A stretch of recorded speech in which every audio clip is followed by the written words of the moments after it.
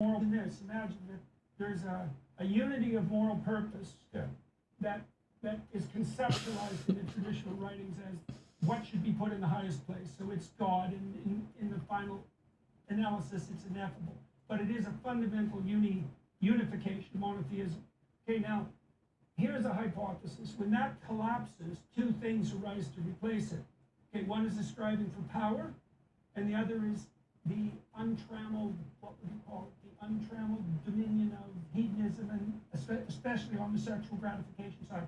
So it's like, if there's no ultimate unity that's future and community oriented, that's predicated on sacrifice, you get a dissolution immediately into the next two contenders for domination.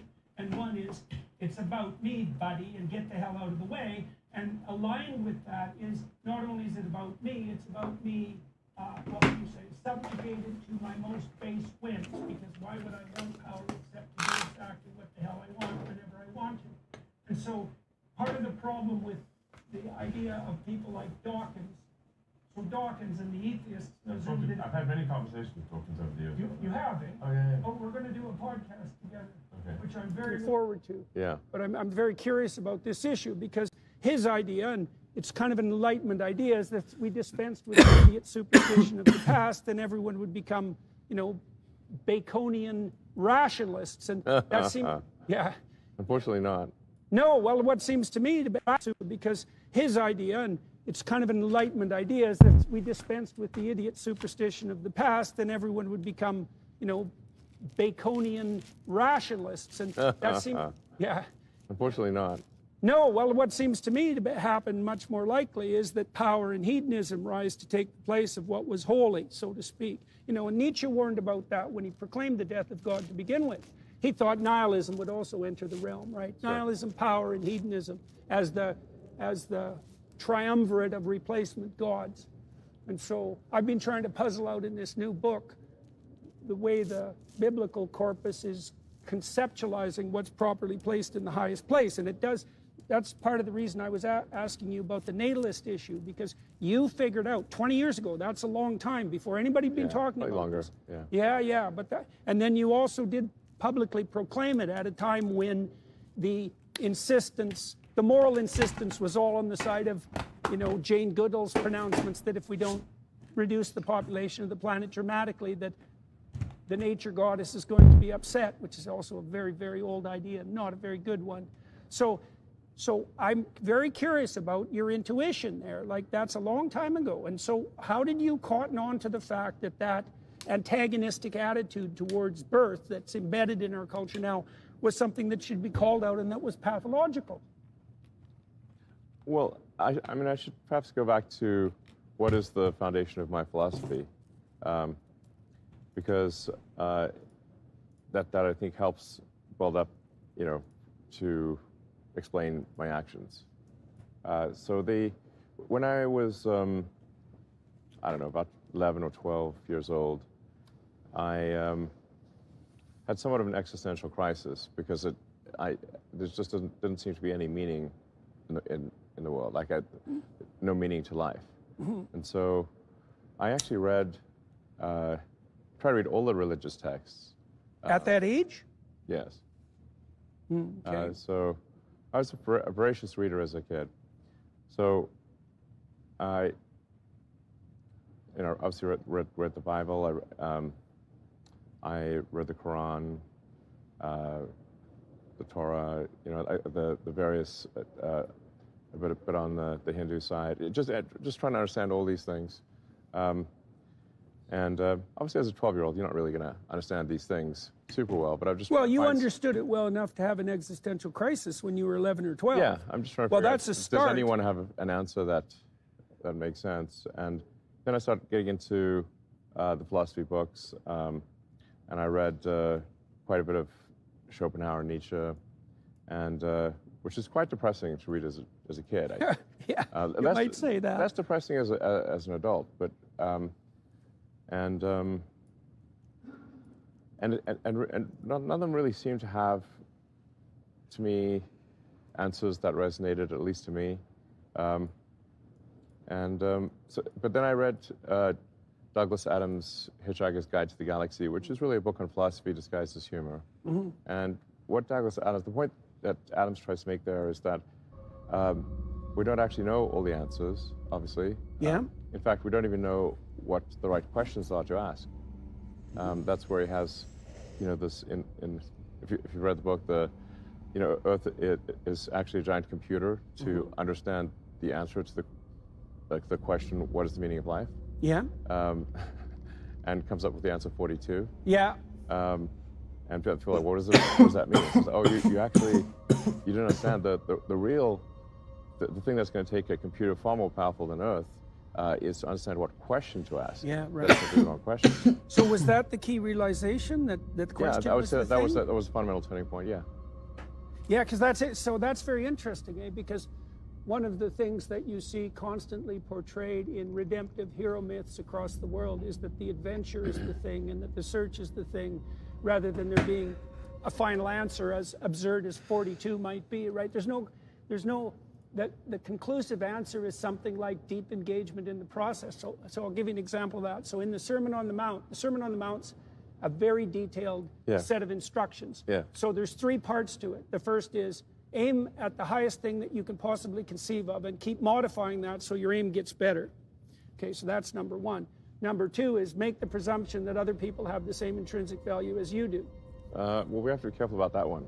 Okay, well, let's discuss that. But it's a, what would you say? It's a recognition of the universalist value of everyone who's made in the image of God. It's something like that. But the third thing is, once you do those 2 things, you can concentrate on the moment. See, and that seems to be, even technically, you can think about this neuropsychologically. So if you're looking for meaning is a form of incentive reward. And incentive reward is dopaminergically mediated. And incentive reward occurs to advancement towards a goal, which is a form of entropy minimization, as it turns out, according to Carl Friston, who knows this sort of thing. Entropy is the ultimate boss battle. Yeah, right. Well, negative emotion signifies the emergence of entropy, and positive emotion on the dopaminergic side signals its reduction. But there's something that's more complex there, because the higher the goal that you're trying to attain, the more intrinsic value each step towards it comprises, and that's neuropsychologically accurate. And so part of the wisdom of the Sermon on the Mount is that if you target the highest imaginable goal, then any step towards it that captures your attention is also deeply meaningful. And so that's an answer to what the meaning is of process, rather than, say, something like 42. And you said, it seems to me that you were intimating that your discovery through Adams, that the question was the thing, was key to the resolution of your existential crisis. That's correct. Okay, so that's part of the reason that you're motivated to, say, build Grok 3 and look deep. To understand. Yeah. Understand the universe. Okay, so how old were you when you figured out that the question... 13 or something. What did that do to you? What did that do to you? Well, I was a lot happier after that, because now it's like, okay, well, I'm just going to accept that we are ignorant of a great many things, and we wish to be less ignorant, and anything we can do that will improve our understanding of the universe and make us less ignorant and have a deeper understanding of the universe, and even more questions to ask about the answer that is the universe, which is, I think, Adam's central point. Is good. And that was good enough to resolve that crisis? It was for me at least. And so, like, is this a religion? I don't know, maybe it is. But I think it's a good one. I'd call it the religion of curiosity. Yeah. Well, the ancient god of the Mesopotamians, his name was Marduk, and he was the best defense against ensuing chaos and state corruption. Okay, so that's how he was conceptualized. Okay, Marduk had eyes all the way around his head, because he paid attention, right, and he spoke magic words, right, and he was literally, from the Mesopotamians, he was the agent that revitalized the tyrannical state and overcame evil, and also the force that dispensed with chaos and built something magnificent and cosmic out of it. Right. So, yeah. Sounds like a force for good. Yeah. Well, the Mesopotamian emperor, so his job was to embody that spirit on earth, and they used to take him out of the city on New Year's Eve, strip him of his kingly clothing, humiliate him. They slapped him, the priests, and then they'd ask him to confess all the ways that he hadn't been a good Marduk, attentive and speaking properly in the previous year. And that's how they renew the conscience every year. And that's our New Year celebration, is the derivation of that. Out of the old and with the new. And the Egyptians, they worshipped the eye, right? You've seen that famous eye. You all see Eye of Horus? They all see the eye of Horus. That's the antidote to the eye of Sauron, by the way. If you don't use that vision, if each citizen doesn't use that vision, it's replaced by the totalitarian, all-seeing eye. Right. Right. So that's a hell of a thing to know. Okay. Yeah. So that's cool. So I wondered. I see. Because I wondered what's motivated you, because you push in so many directions simultaneously. You have to be really highly motivated to do that. And so You shouldn't be able to hit me with that. That the question, in a sense, was the answer. Yeah. The question is that, or you know, it's another way that seeking greater enlightenment and a better understanding of the universe and more questions to ask about it is something that we can continue to do as a civilization for a very long time. Yeah, likely forever. Right, exactly. So depending on how powerful Brock turns out to be. Yeah. So that's. So then I thought, okay, I'll work on things that improve our understanding of the universe. I know now that they're actually like at a base level. Well, this is why I actually think we want a population increase because population increase means that there are more people, that we've expanded the scale. More brains, man. Yeah, we've expanded the scale of consciousness. To degree there are different cultures, we've expanded the scope of consciousness, so that there's. Okay, so I read something here. I talked to this gentleman who done a biography of Marx. And he went and looked at Marx's poetry and drama that he wrote before he wrote the Communist Manifesto, and he found out something very interesting. He found out that Marx's favorite quote from Goethe was a statement by Mephistopheles. It's a very specific statement, and it's a very key statement. Mephistopheles' motivation, so Lucifer's motivation, is predicated on this argument. Consciousness is nothing but consciousness of pain and misery. Life is short and brutal and pointless. Therefore, it would be better if consciousness itself was eradicated. It's so weak, man. Yeah. Well, so No, I named I had a little Yorkshire Terrier who was nasty, brutish, and short. Right. So I named him Hobbes. Perfect. Well, I think it's even deeper than Hobbes, because Hobbes seemed to understand that life without social order would degenerate into that. But the Mephistophelian credo is that consciousness itself is an evil that should be eradicated because it produces suffering. That was Marx's favorite. It is the very definition of crazy, right? Yeah. It's the definition of the adversarial spirit. Now, your hypothesis, your axiom, let's say, is that that's wrong, and that consciousness should be. So then we say, so why should consciousness be expanded if it's nothing but consciousness of suffering? And your answer, That's obviously false. okay, well, not so obvious. Lots of people suffer, like lots of people are suicidal and nihilistic. So you had that crisis of faith, let's say, when you were 11 or 12, an existential crisis. Yeah. But you resolved. Meaning of life crisis. Right. So, no, I think it's just obviously false that people, while there are people who are very sad, there are people who are very happy. Why does that not do nothing to them? So it's not, it's an absurd and obviously false statement that life is. Yes. I mean, that is just a ridiculously false statement.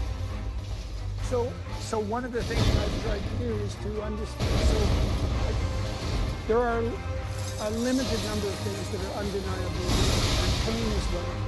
Yes, like my back hurt a little. Yes. So that's because you were up till 5 in the morning. No, I just don't do it.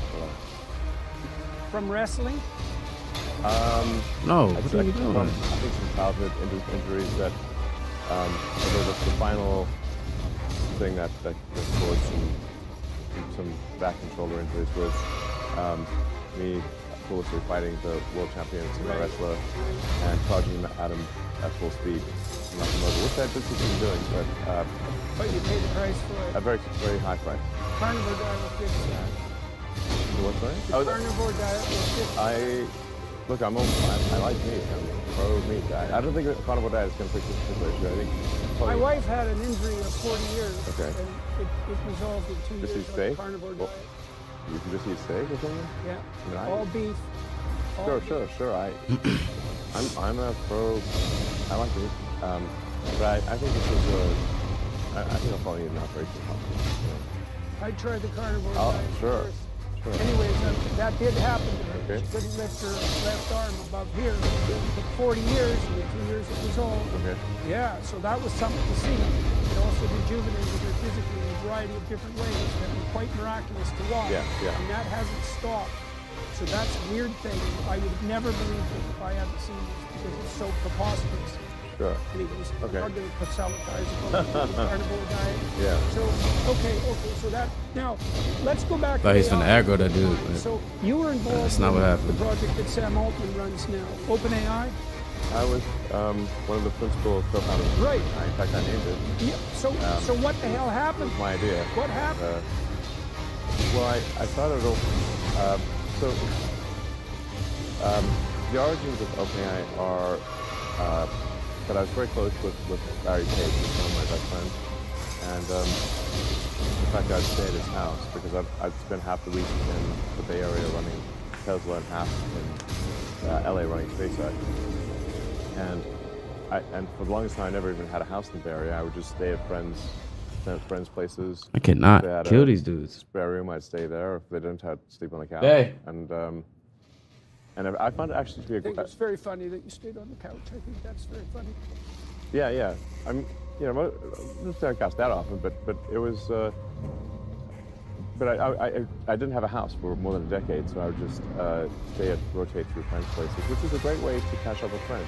Yeah, right. Right.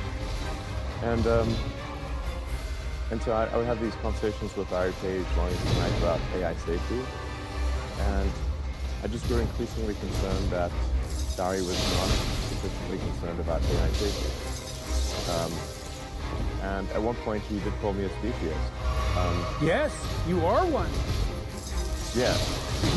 Yes, it's, I guess, correctly labeled. Yes. And he, kinda like he fully evil admits capital. there were other people around when he did that, and nor does he attempt to deny it.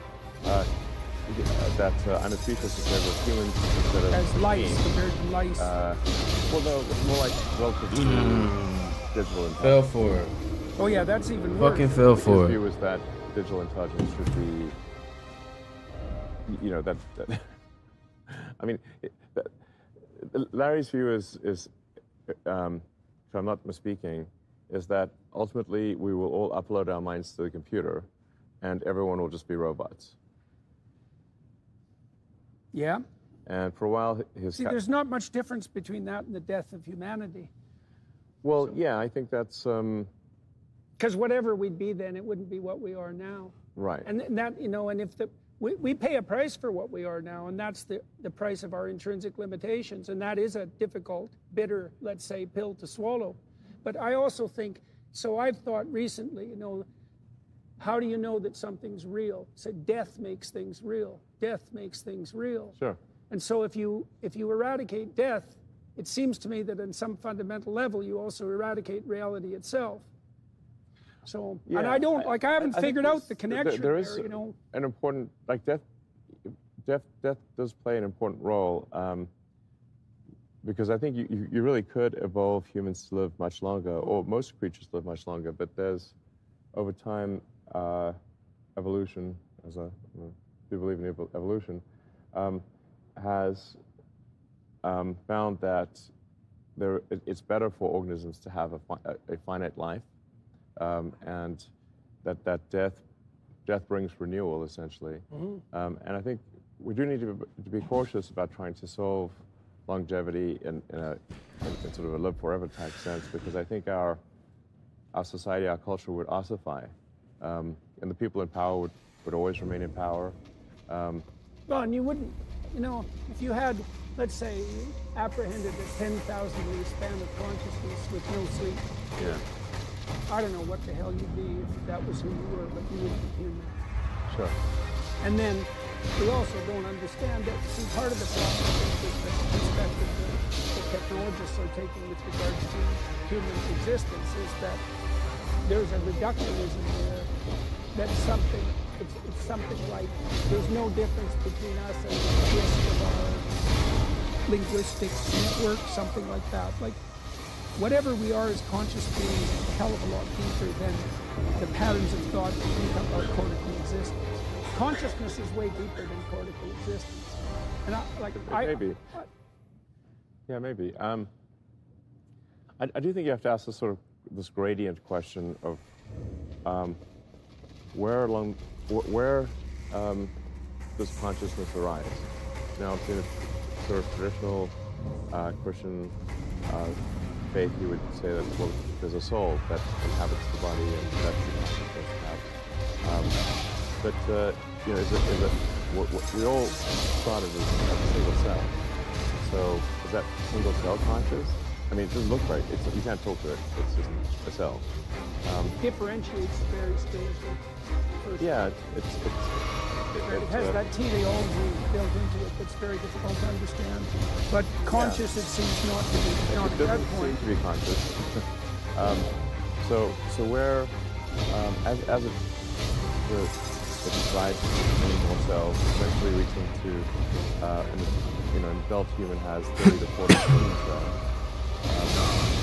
That hit me. So where does consciousness rise? Does it grow slowly? Is there a step change? I tend to generally believe in physics, and You seem to have done pretty well with that belief, by the way. yes. Well, I have a saying that physics is the law and everything else is a recommendation, because people can break and do break man-made laws, but we have to see someone break laws of physics. And so if you Range on that if you have that makes beliefs sense. that are incompatible with a rocket getting to orbit, the rocket will not get to orbit. Right. Yeah. But pragmatic. Physics is a harsh judge. Yes, definitely. Yeah. Definitely. Do you think these LLMs, do you think that any of the machinery that you've interacted with is showing anything, signs of anything that might be equated to consciousness? I mean, the LLMs are remarkable, right? And they certainly passed the Turing test as far as I'm Yeah, concerned. pass the Turing test. So, from a testing standpoint, I think if you're not there already, you soon will be where you would not be able to tell that you're interacting with a computer or... That's coming right away. Yeah. In fact, probably... Sort of here. Unless you're really sneaky and you ask harsh questions and corner the damn things, we're probably already there. Yeah, so you don't know if you know some of the tricks, like how many R's are there in renderer, and bizarrely can't figure that one out. Oh, I didn't know that was one of its. Yeah, so it has these weird lacunae in its knowledge, right? Well, it divides everything into tokens, and those tokens are more than one letter. And so it actually weirdly it's myopic with respect to the letters. Right, I see. So it's got a resolution problem. Yeah. Yeah. Now you can get around with this with like word tricks, like you ask it to write a computer program to count the number of letters in a word. It can create that computer program, run it, and then get the number of letters right. Right. Anyway, but so back to consciousness. So on the question of consciousness, I always think where along the lines, is everything conscious or is nothing conscious? Potentially. Woo, just ate him up with that one. When you're trying to He ain't understand fucking with that. Consider the various possible answers and think that there's probability associated with each one as opposed to a certain one. Bitch. Now, if physics is correct, the universe started off with consisting almost entirely of hydrogen, a little bit of helium, and lithium, and that coalesced into stars that exploded. When it coalesced into stars, you back up. Those stars got scattered and then reformed and made new stars. I need to call for homie. And so we eventually got elements that are higher in the periodic table besides the very basic ones. The physics equivalent of Jacob's ladder. Yeah, so this is what physics predicts. This strange spiral upward towards this. All right, let's do it. Somewhat towards consciousness. Well, yeah. So the point is that the universe, at least according to physics, started out essentially as hydrogen. And given enough time, you had more. Come on, help your boy out. You had Not even looking. More complex molecules, and then 13.8 billion years later, at least on this planet, we have what we call consciousness. But that means consciousness had to arise It's implicit, at least. from hydrogen. Fake. Well, see, So if you just leave hydrogen out in the sun long enough, this, it's absorbing well, this, itself. I think what you're, I've Ah. seen this before. I think you're pointing to the same sort of thing that my friend Jonathan Pajot has been trying to elucidate, which is that there's an implicit structure of possibility. He associates this with the concept of heaven. Like there's an implicit structure of possibility that material forms are trying to flesh out. And so in some sense, the possibility of consciousness is inherent in the hydrogen atoms, right? Obviously, because it emerged. Yeah. So it's a tautology in some ways, but Maybe everything's conscious in some way. well, Okay. see, Maybe it's just degrees of consciousness or concentrations of consciousness. yeah, well, I wonder if that's associated with the notion, the Christian notion that the word is primary. Because in mythological representations, you have three fundamental elements. You have something like order, which you could think about as society, but it's the a priori axiomatic interpretive structure. You have that. Then you have chaotic potential. That's the tohu vabo that exists at the beginning of time. And so the way God is represented in the story of Genesis is that so God is the a priori interpretive process. No way. Gives rise to order as a consequence of manipulating potential. And the intermediary factor is the word. That's the Christian conception. And the word is something like, It doesn't exist today. well, language, but it's also something like the sacrificial gesture that's necessary for learning to take place. So you could imagine this. When you learn something, it's not only that you add to the storehouse that you have, it's that something that you already know has to undergo a death and a transformation. You know, most real learning is painful. Yeah, I mean, Well, think about, painful.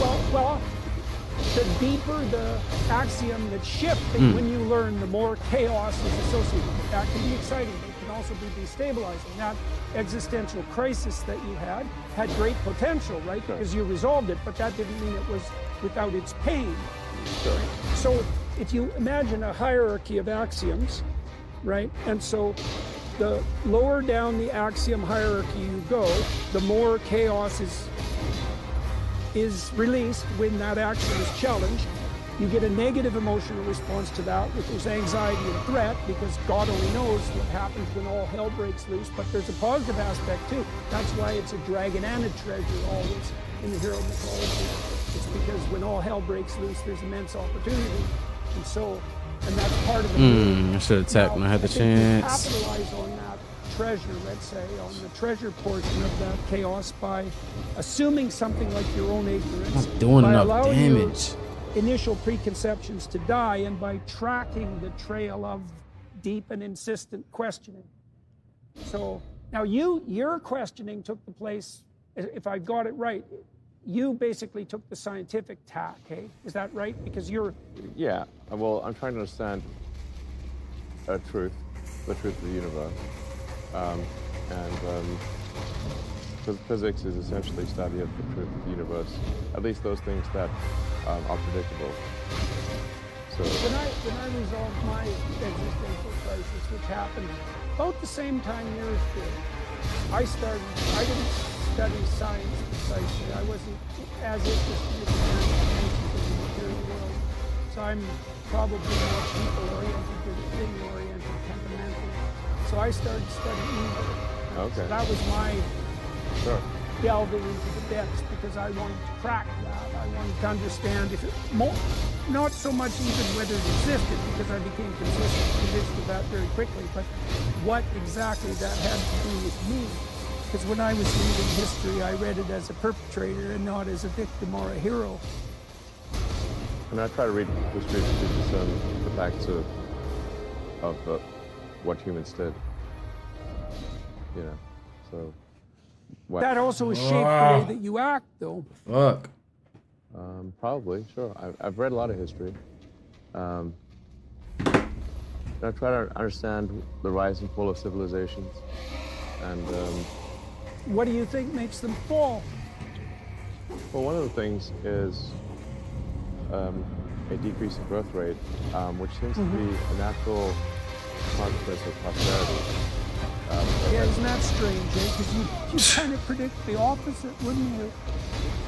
As far as I know, every civilization that's experienced prosperity has had a decline in population. And maybe a few exceptions, perhaps people can enlighten me. I'll look at the comments on this interview to see perhaps what I can learn. Professor It seems that Swords. from what I've read, I'll go fire. almost every civilization, No, can't use it. when they become prosperous, their birth rate drops.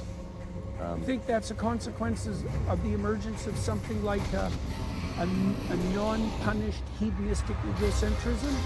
Like, Well, obviously, there's certainly many examples of civilizations that become prosperous. There is generally a trend towards hedonism. yeah, well, you can get away with it if you're wealthy, right? Because Yes, the consequences of it Exactly. smack you on the head instantly. Precisely. So, you know, if you're a civilization under threat, like let's say you take say Rome when they were trying to not get annihilated by Carthage, and had Hannibal running around lording Italy, they didn't have time for hedonism. Right. Hedonism is not an option. We're going to get destroyed by Hannibal, Chips you down. and yeah, when You're not you're fucking with under, that. when civilization is under stress, I'm trying to. there's very little hedonism that takes So, you place. know, William James said that the modern world needed a moral equivalent to war, right? He investigated the religious realm very, very deeply. And this, I Yeah. think this was in the varieties of religious experience. And that really had an effect on me, because I think that you need something akin to an existential threat in order to set you straight. I think there's some truth to that. Yeah. You know, it's sort of like if it's a spoiled child that with everything, that kid gets everything he wants, and you have sort of a brute assault Yeah, right. situation. Oh, yeah, I'm coming to rescue. And, Bitch. and then writ large, that's civilization. Yeah. That is Well, I think prosperous it's also- where people get everything they want. I think it's the right way to think about it developmentally and neuropsychologically, because maturation itself consists of two processes, let's say. The more mature I am, the more I'm bringing other people into the purview of my vision. So I extend myself across other people, be my family first, but then brought the community more broadly. Sure. The better you are at that, the more people you can play a game with at the same time. But you also do the same thing with the future, and that's actually, as far as I can tell, what the cortex is for. It's to move Yeah, you away planning. from primordial hedonistic motivation Yes. to this more inclusive sense of future and community, right? And that's Right. a higher order self. Yeah. And so the default would be immaturity, and wealth can obviously facilitate that. And maybe it's partly because, okay, so you're a very wealthy man. You can give your children anything they ever ask for. Okay, so why not do it? Why not every time they ask I for think, something, why not just deliver it? You know, there's some wisdom that comes through the ages that you don't want to have someone be a spoiled brat. That's And why do you think giving Over. people everything they want exactly when they want it necessarily produces that? Because it seems to. I think it almost always is. Okay, you had a rough childhood. Yeah. Yeah, like rough and tumble, rough childhood. Plenty of fights, and a father who was a difficult creature to contend Difficult. with. Okay, what did that do for you?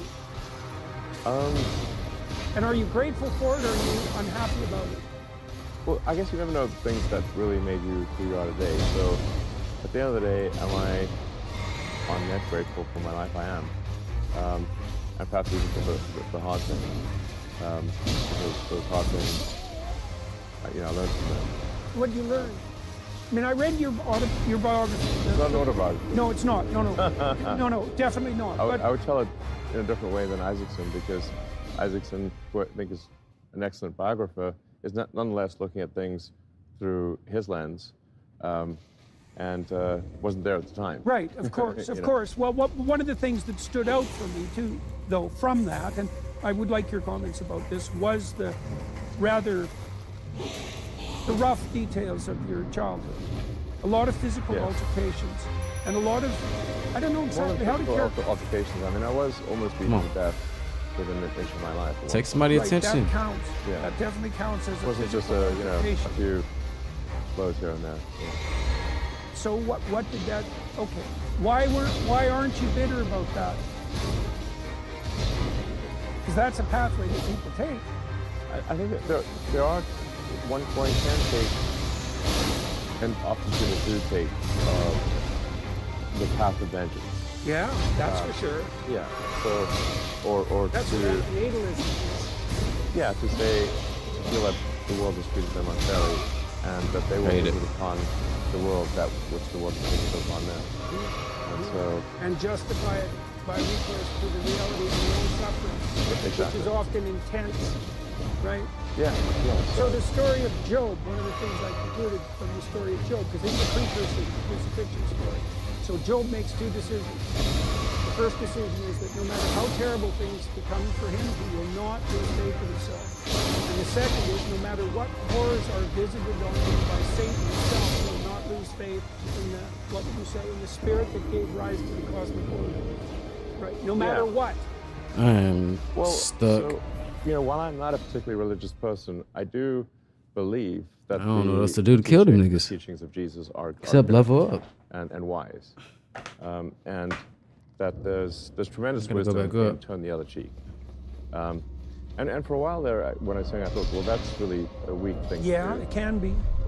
If someone and with respect to bullies at school, I think you shouldn't turn the other cheek. You should punch them on the nose, and then thereafter make peace with them. But they need to stop bullying you, and a punch in the nose will stop that. And then thereafter, make peace.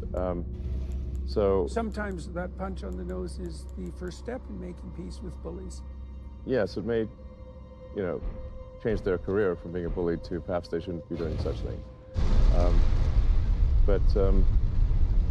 I think there's anyway. So So I See if I why can level not up a new bitterness? weapon. Why this not notion, bitterness? I need this some notion reach. of forgiveness is important.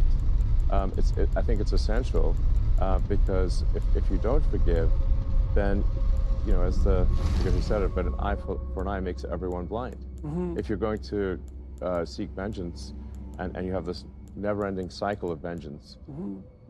There are anthropological speculations that we were caught in a 350,000-year cycle of not getting anywhere after modern human beings emerged, precisely because of that. Because we couldn't get out of accelerating tit-for-tat revenge cycles, right? Yeah. So I'm actually a big believer in the principles of Christianity. I think they're very good. So in what sense then are you not religious? Well, so Dawkins just came out 3 weeks ago or thereabouts and announced that he was a cultural Christian, right? And so the question... Right. I would say I'm probably a cultural Christian. Okay, so... I was Let's see if we can brought level up some as shit up. Anglican, and I was baptized.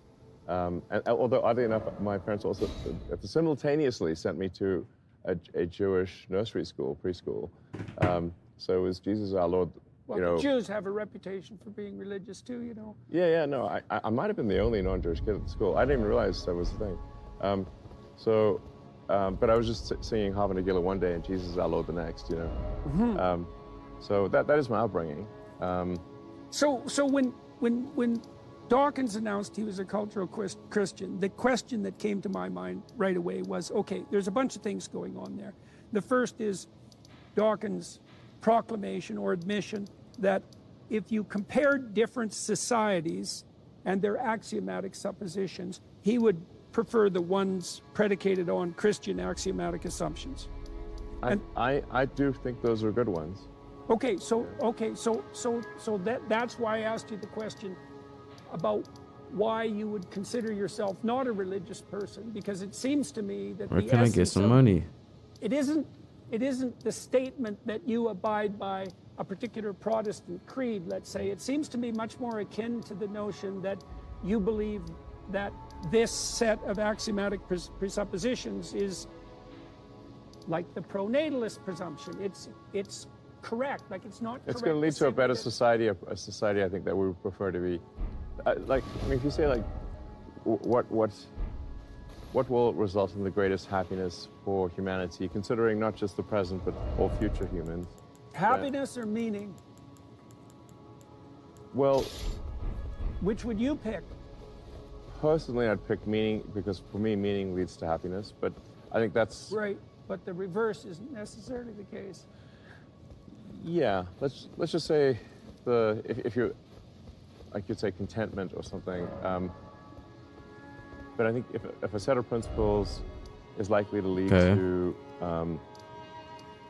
a society thinking of themselves as happy or content, or Well, okay, but then you want to then principles that lead to the most amount of happiness over time, yeah, not just the yeah, present Yeah, day. yeah. Are- That iteration element's important. Yeah. See, I think- because you I have to think- consider the happiness of future humans as I well. think that's where the ethos actually develops, is that it's a consequence of iterative games.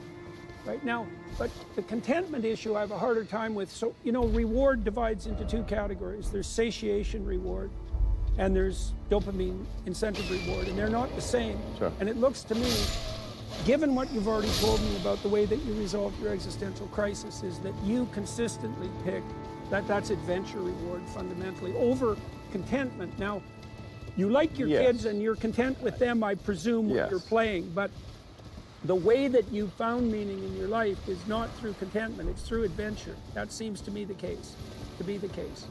Well, it's not adventure for the sake purely of adventure. I do like Right. adventure, but for example, a lot of people find happiness and contentment with adventure, like climbing tall mountains, or hiking along trails, Yeah. going, exploring the wilderness and that kind of thing.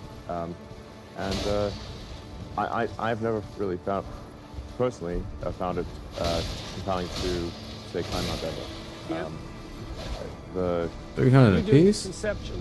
conceptually and from knowledge standpoint, Whoa. knowledge Mount Everest. Right, so That's it's tough. adventure. It's adventure with a destination in mind, right? And you already described the destination. It's The destination is furtherance of great. understanding. Yes, to deepen our understanding of the nature of the universe. I think that's. Don't aim at me, nigga. I guess you could call it a religion. I wouldn't be upset about that, but that is my religion for, lack of a better way to describe it is really, it's the religion of curiosity, the religion of greater enlightenment, and then if you follow that, so like that's the goal, then what falls out of that goal? What Yeah. falls out of that Come goal on. is to have consciousness expand in scale and scope. So it's like I use scale and scope to say that you want more consciousness, and I think it's also good to have varied consciousness. So that everyone's not thinking exactly Yeah, the well, same that's thing. those multiple eyes. Yeah. Marduk So said. so I think it's probably good to have multiple religions and have different perspectives on things.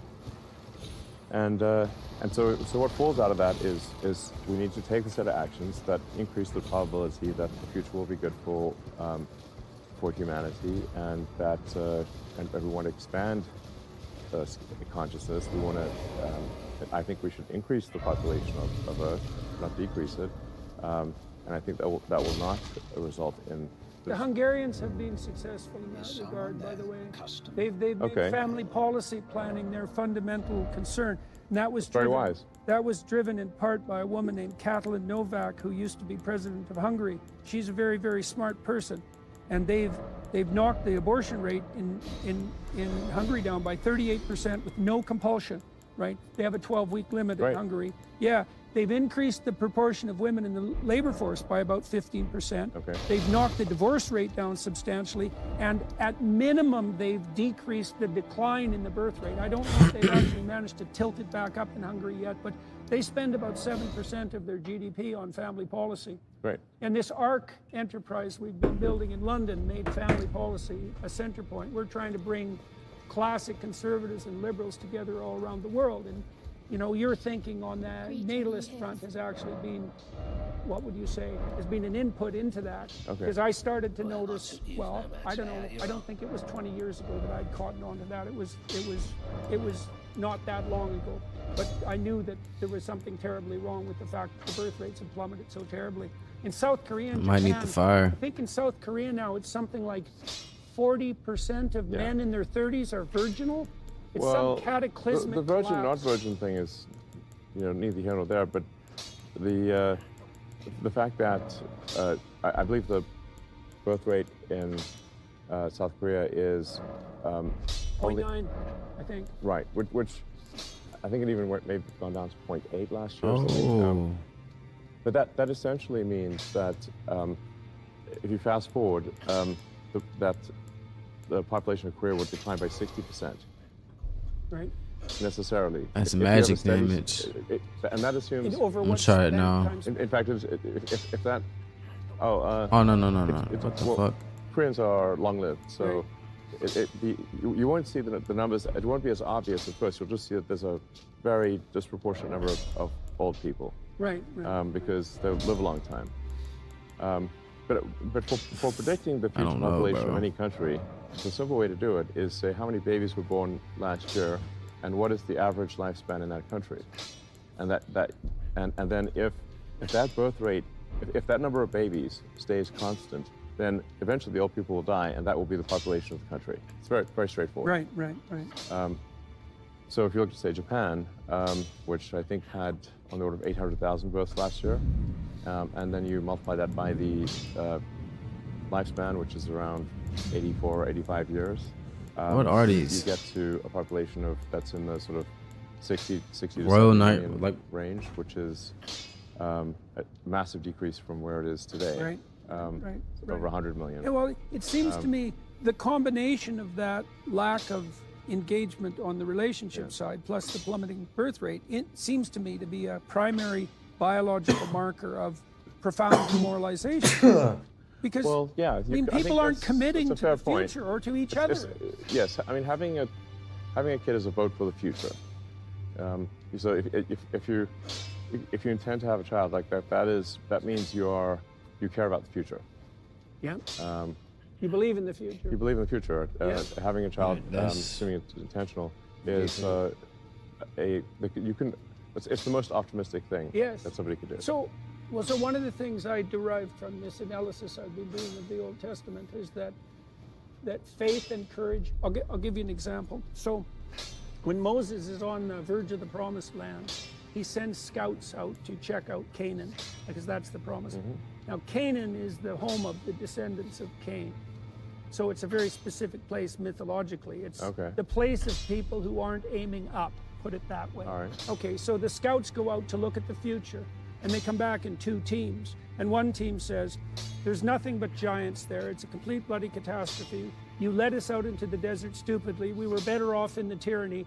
There's no way we're going to survive, right? And the next scouts, or the other set of scouts, Caleb and Joshua, come back and say, well, there's trouble there, but if we aim up and we get our act together, we can turn this into the Promised Land. Okay, it's at that point I'll try this one out. God condemns Moses to die, and Aaron, who's the political And I leader. get a choice. And the earth opens up and swallows quality. up the faithless scouts. And it's the people who are led by Caleb and Joshua, who has the same name as Christ, by the way, and that's relevant.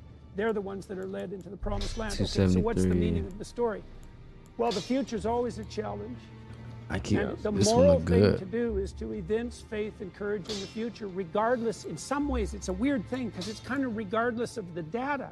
Because you can say, well, look at all the suffering that constitutes life and look at all the potential horrors of the future. And certainly people do hesitate about bringing a child into a world like this. I hear that often. Yeah. Yeah. Well, and it's weird because if you had to bring a child into the world and you had to pick a time, you'd probably pick this one. Yes. And so, obviously, everybody who had a child, at least by choice in the past, did that in spite of the catastrophe of the future. But, sorry, it's a long-winded way of making a point. There's an ethical requirement that's associated with living in the manner that would justify your life even to yourself, to have faith. Okay, it does and magic courage in the and future, cold damage. no matter what. Sure. Right? So it's not a foolishness or Or what? should I just do Defense quality? against death anxiety or foolish superstition, that faith. It's not that at all. It's a kind of courage. It's like, we're going to make this work. Yeah. We're going to make this work. And a child is a vote in that direction. A It's child like, is a vote for the future. yeah, yeah, Sure. yeah. How many kids do you have now? I have 12. 12. Yeah. So you're definitely doing your part. Yeah. What do you like about kids? What do you like about your kids? I mean, there's an older batch and a younger batch. Okay. So there's quite a big difference. Little X is over They're there. He's 59. the eldest of the youngest. He's 4. And Ooh. my older boys That's are killing 20 damage and for what though? Like, what does the 17, quality 28 do? shortly. What does quality So big gap. So what did you like about having kids? Well, I think kids are delightful. Why? What's delightful about them? Because they get a bad rap, man. So what did you find delightful about them?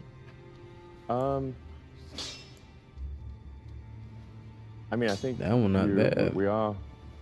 I mean, most people, vast majority of people are going to love their kids, and it's like Yeah, so that's a little plus. loved one. Yeah, that's a good deal.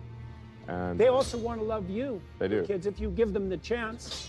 They do. They're the only people you'll ever meet in your life who want nothing more than to have the best possible relationship they could have Sure. with anyone with you. That's Yeah. a good deal. It's a good deal. And I think there's, like frankly, if we weren't biologically inclined to love our children and to want to nurture them and to find reward, we would long ago have ceased to exist. I mean, you can take, say, I don't know, a wolf or a wildcat or some creature that a wolverine, some creature that would normally be very aggressive. And when that creature has babies, the mother nurtures them and is tender and caring. So,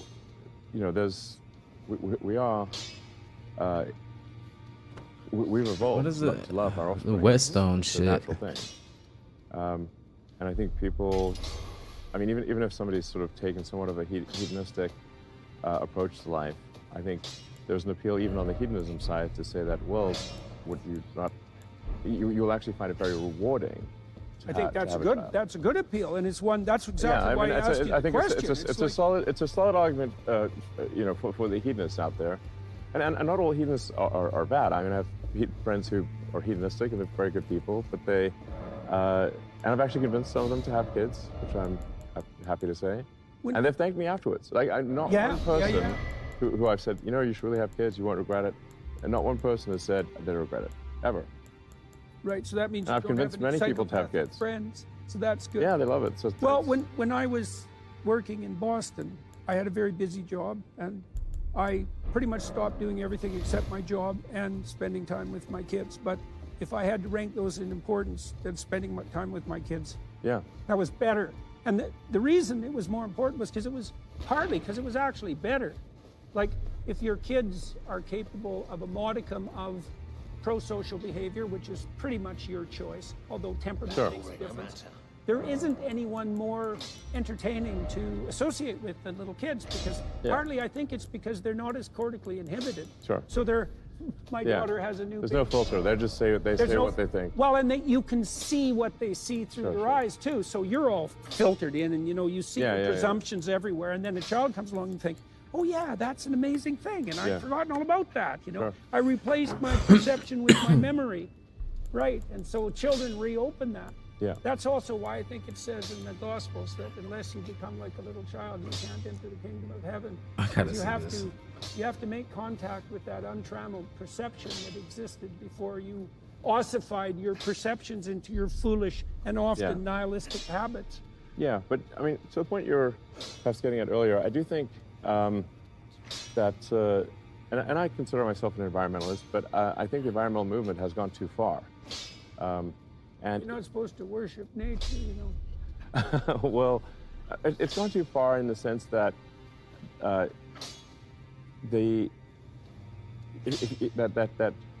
in its extreme, you start viewing humans as a blight on the face of the earth. That turns out to be a real problem. Yeah, mostly implicitly, but sometimes explicitly.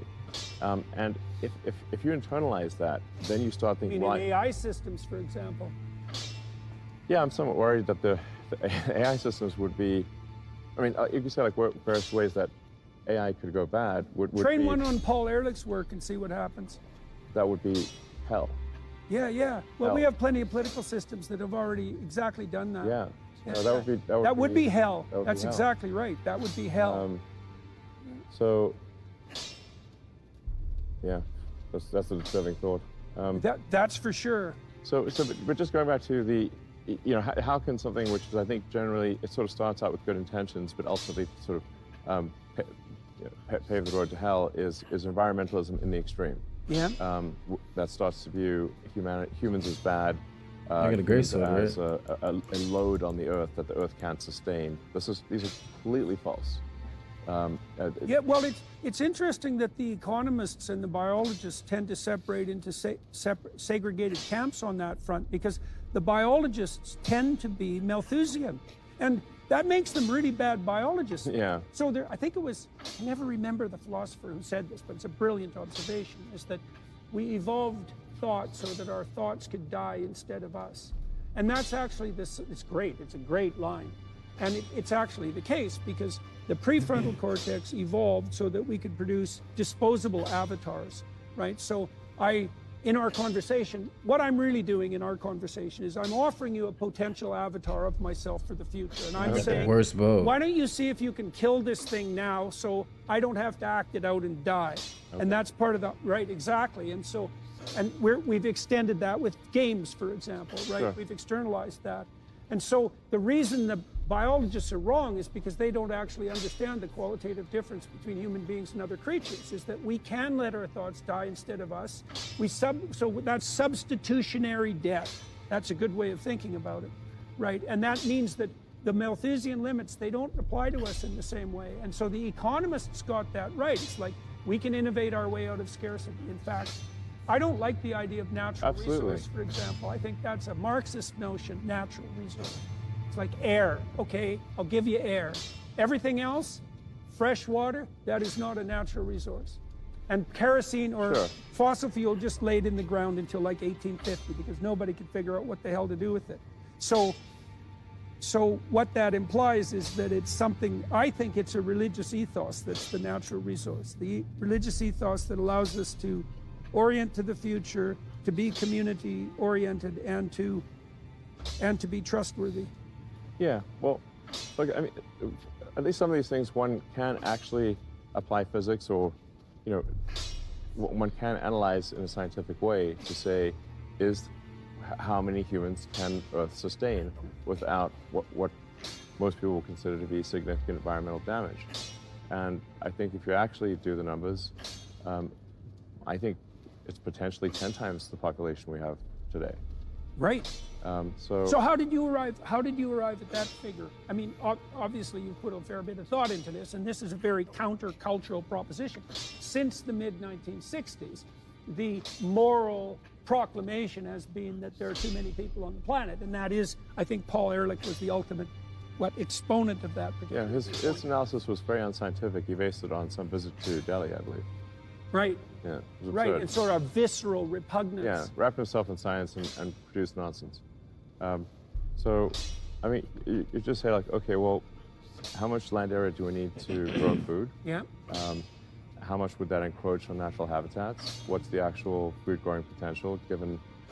Especially if we got good at it. They got a scale sword. Right, and we are actually quite good at it, and getting better. Right, Matt Warren scale sword. And is there enough water? Well, actually, there's plenty of water. So these two are really good. Water, it's 70% water by. That's convenient. By surface area, yeah. Desalination is actually very inexpensive. So there's really not a shortage of water. there's not a shortage of Rusty Hanker. of sort of surface area and energy to grow food. And There's no shortage of computational time, and increasingly there's no shortage, right? And that's energy dependent to some degree. yeah, But the energy problem is solvable. very solvable. Yeah. So let's turn, have a grave let's turn, site? if you don't mind, to some more practical solutions.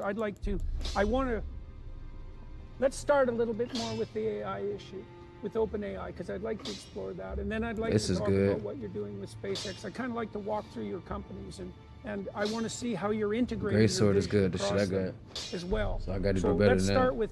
with OpenAI. Now, you started talking about that story with Larry Page. You were Yeah, integrally involved I was in concerned that Larry was insufficiently worried about AI safety because, well, his view is that we'll all be essentially upload our minds to computers and then humans, there won't really be a need for humans. And I thought that was, I gotta I cross was like, what team are Nagata. you on, that. Hard Larry? on the humans there. That's Right, a right, S. what team are you on?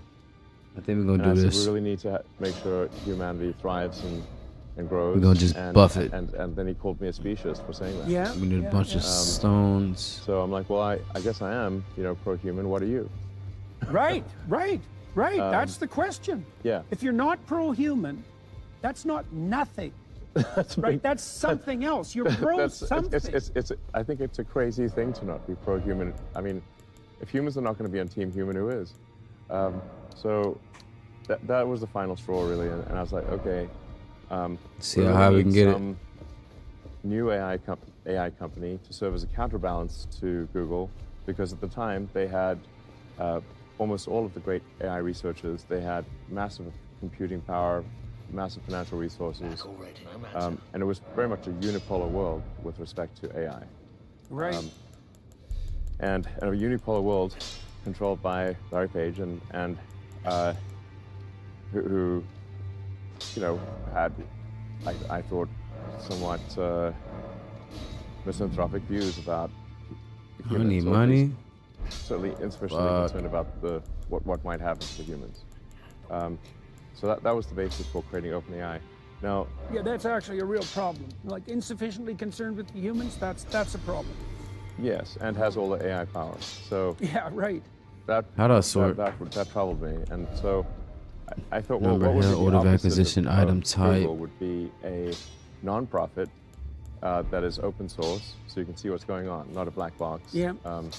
And that was not sort of what wasn't forced by sort of market incentives to make as much money as possible. So OpenAI was started as a non-profit open source. And the open in OpenAI refers to open source. Yeah. So why were you concerned about the profit motive warping things at that point? Well, at least, well, I think this perhaps is particularly a challenge for publicly traded companies. You just get sued if you don't maximize profits. The shareholders, you'll get a shareholder class action lawsuit Yeah. that will force you to maximize profits. Yeah. So you thought that So- you thought a for-profit system might tilt the development of AI in directions that were Yeah, short-term profit motivated instead of cracking the fundamental problem. Something Need like more that. money. Yeah, and look, I could be wrong about a lot of these things, but that's what I thought at the time, and Money. I wanted to create something that I thought would be the polar opposite of Google, Yeah. which is obviously a for-profit and closed source, Centralized, yeah. centralized, and you don't get to see what's going on, and that was the basis for Yeah. OpenAI, and we recruited a lot of key people. I was instrumental in recruiting Ilya Sutskever, who without him OpenAI would not be where it is today. Elias, Ilya Sutskever, Ilya. maybe a good Pretty podcast pretty famous guy in AI. guest. Uh-huh. And Ilya's also the guy that I thought at OpenAI who had the strongest moral compass, Uh-huh. cared the most about doing the right thing. So it was troubling to see him get ousted from OpenAI. He sort of was part of a coup to exit Sam Altman, the CEO. Yeah, right. And when that coup somehow got turned around, and then Ilya was in fact exited from OpenAI, and OpenAI is now really trying to maximize profit. What happened? I still am not sure. And I'm considering legal action here to say, like, how is it possible that that an organization is founded with the goal of being open source, nonprofit, and I provided almost all the money in the beginning, almost $50 million to get it going, with no stock. I have no stock or control or anything, and how is it possible to go from there to a company that's now allegedly worth over $100 billion, and seems to be maximizing profit, and is it's a hell of a shift. And it's not open source. Right. So that's very different than the original goal. I would say this is it possibly more different? I'm not sure how you could be more different. For a reason. So I mean, this would be like, let's say you fund a nonprofit to preserve some part of the Amazon rainforest. Yeah. But instead, that nonprofit becomes a lumber company, right. and chops down the forest and sells it. Now, you would think that seems. Are you shocked by this? Are you shocked by what happened? Is that a? Yes, I'm concerned about it, and I have voiced those concerns over the years. And I don't think anybody understands it. Like, what the hell happened? I still don't know. Well, what do you think happened? Like, I mean, I don't want to push you, obviously, sure, but I'm curious. It's like, how did that happen? It doesn't make sense to me. I would like an answer to that question too. Okay, so are you addressing that with Grok? Yeah. So, because maybe that's the solution, rather like. Right. I'm sure the last thing you need is another like immense legal battle. I'm still considering a legal challenge to at least perhaps to have the court explain to me how what's a good book? An organization that I funded for one purpose can do the diametrically opposed purpose, and that's okay, and become a for-profit. Right. Please just show me the trail of the breadcrumbs. Okay, I see why you want to do that. Because sure. I'm confused, and this. Yeah, well, it's a high stakes doesn't sound like it should be too. illegal. If I'm missing something here. Well, it sounds at least like it should be understood. At least. Right, at least that. What the hell happened here? Yes. You don't want that to happen, especially given what's at stake. Yes. The pulley crossbow. OpenAI is the leader in AI. Is the one I should be using. Okay. So. Okay. This shit, I upgraded for no I'm reason. somewhat worried that they've ingested the woke mind virus in the training. You can see some of that in the output results. We obviously saw that with Google Gemini as well. To absurd degrees. Right? Yeah, that was really quite sort of comical, where it said draw a picture of the founding fathers of the United States, and it's a group of diverse women. Yeah. This is a historical event. This rewriting history. Yep. Yeah. No, that was really something. That was really something to see. Yes. That was like a jaw on the floor moment. Jaw on the floor moment, and wow. And then asking questions like, which one's worse, misgendering Caitlyn Jenner or global thermonuclear warfare? And it said misgendering Caitlyn Jenner. Like this. That's a priority problem. How powerful do you want this AI to get with beliefs like that? And I should, to Caitlyn Jenner's credit. Yes. Jenner said, I would really much prefer to be misgendered than have nuclear war. Well, that's good. That's good. Yeah. There's a limit to good all for God. Caitlyn. That's for sure. Quite sensible. Yes, thank God for that. Yes. Performing better than the AI. Yes, but you can, and while it's sort of perhaps funny and ridiculous at this stage, imagine if the AI is... It's not that funny. I mean, it's semi-funny at this stage, but it's... the more powerful that AI gets, it could decide that is not merely that it wants to force that outcome, and simply it's say going to that eradicate its performative contradictions, right? Yes. Act out what it believes. Oh yes, that's highly likely. It could conclude society is insufficiently diverse according to its programming, and will simply force that diversity by whatever means is necessary. Okay, so that's good. That's good on the AI side for now. Like, I don't think you and I would make it in that scenario. No, I don't think so. I don't think so. Yeah. So, how about we talk about Trump for a minute? The first thing, there's one question about Trump that I really wanted to ask you. So, are you shocked at the fact that you're donating a substantial amount of money to facilitate Trump's election? Is that something you would have believed in the realm of possibility, say, 5 years ago?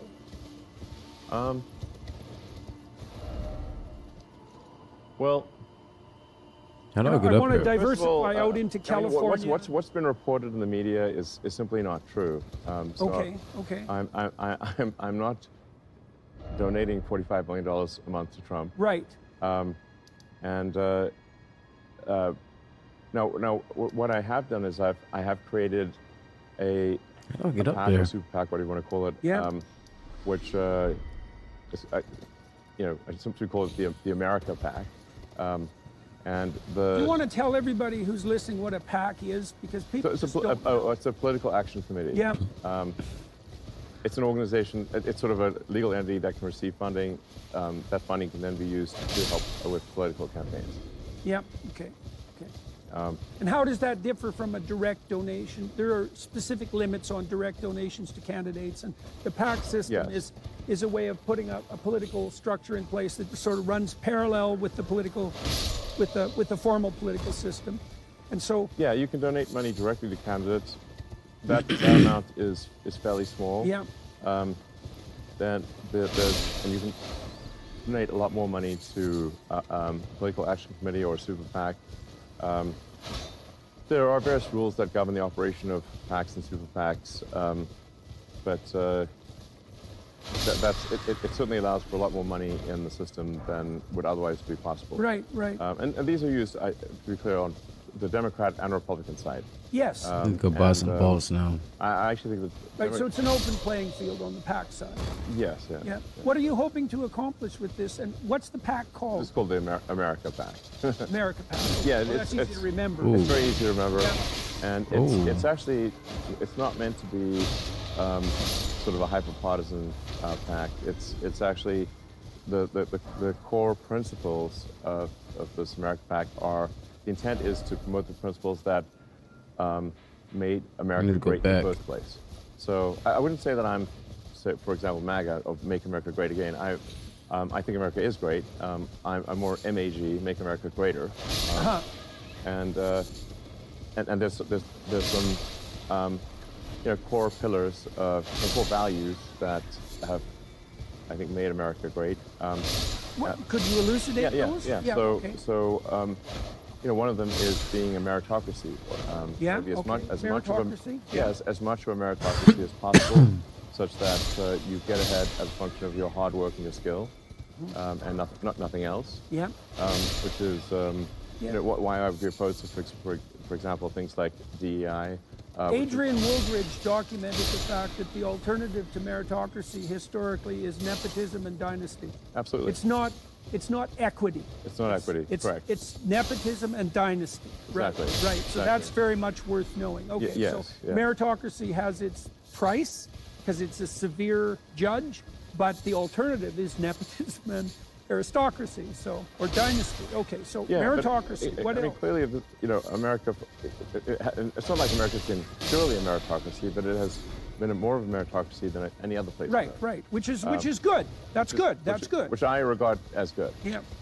So, promoting meritocracy, promoting freedom, freedom to operate, meaning like the least amount of government intervention possible.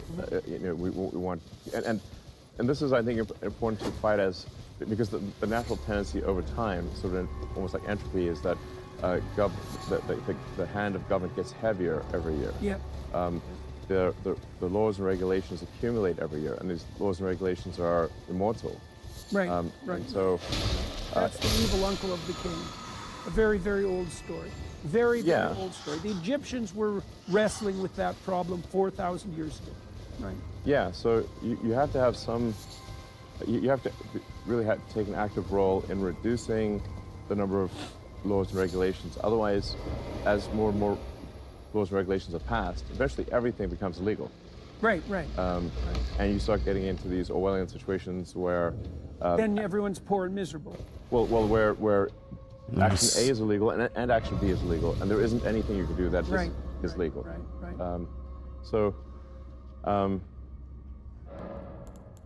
Take an example to give an example of some lawfare that was leveled against SpaceX, for example. We were told for many years that we could not hire anyone who was not a permanent resident. Right. They had to be. Remember that. So SpaceX develops advanced rocket technology, which is considered an advanced weapons technology because it's a core part of like intercontinental ballistic missiles. Yeah. So there are only a handful of things in the sort of highest level of weapon technology, and rocket technology is one of those, because we could deliver a payload and basically Dang, you can bomb double anywhere stack on it. Earth, Right. from anywhere on Earth. So That's crazy. I was told in no uncertain terms by the government that if we hired anyone who is not a permanent resident of the United States, they had to have either a green card or a citizen, that I would go to prison. Oh yeah. Because the presumption if somebody's not a permanent resident is that they will leave the United States and take the rocket technology from SpaceX to potentially to countries that would cause harm to the United States. Right. Pretty, solid reasoning, I think.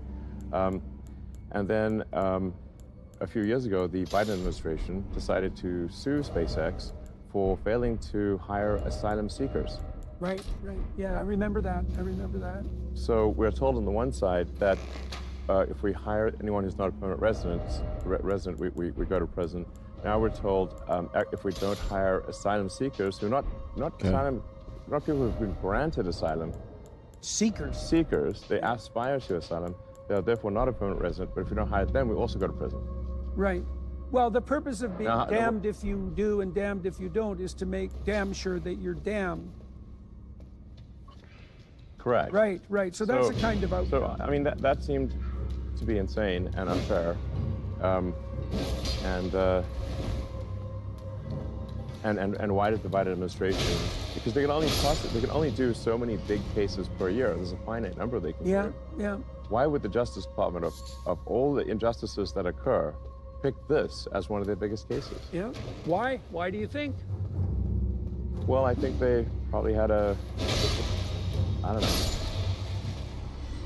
There was some lawfare, I think. It was a. What do you think? I think it was political. I think it was. The relationship to you. Well, I don't know all the things, but this is before supporting Trump or anything like that. Yeah. In fact, I'd supported Biden, and before that Hillary, and before that Obama. So. Right. That's why I was asking if this comes as a shock.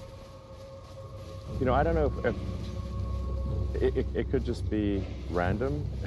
It could be like they didn't tell us. Why pick us? Why do such a crazy lawsuit? Random's a bad. Even if it is random, that's still bad.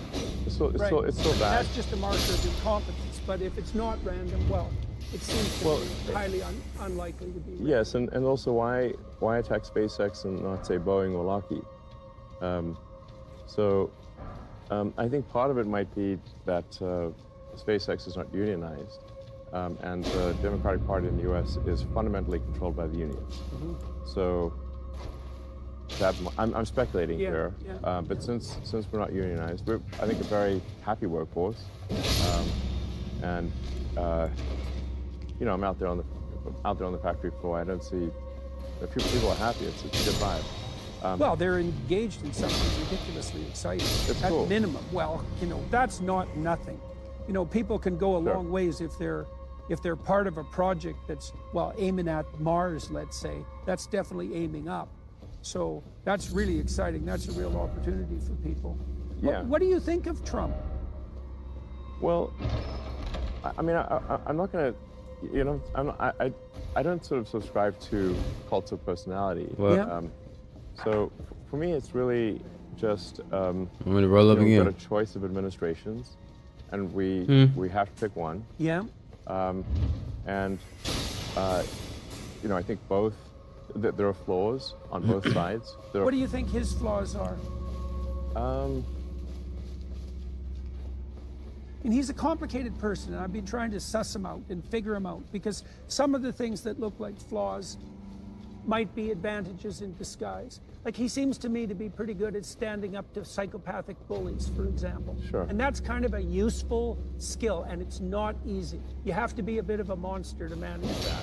And it isn't obvious to me how many of the even the divisive idiosyncrasies of Trump are the mirror image of his capacity to stand up to bullies. Right? That's a tough call, man.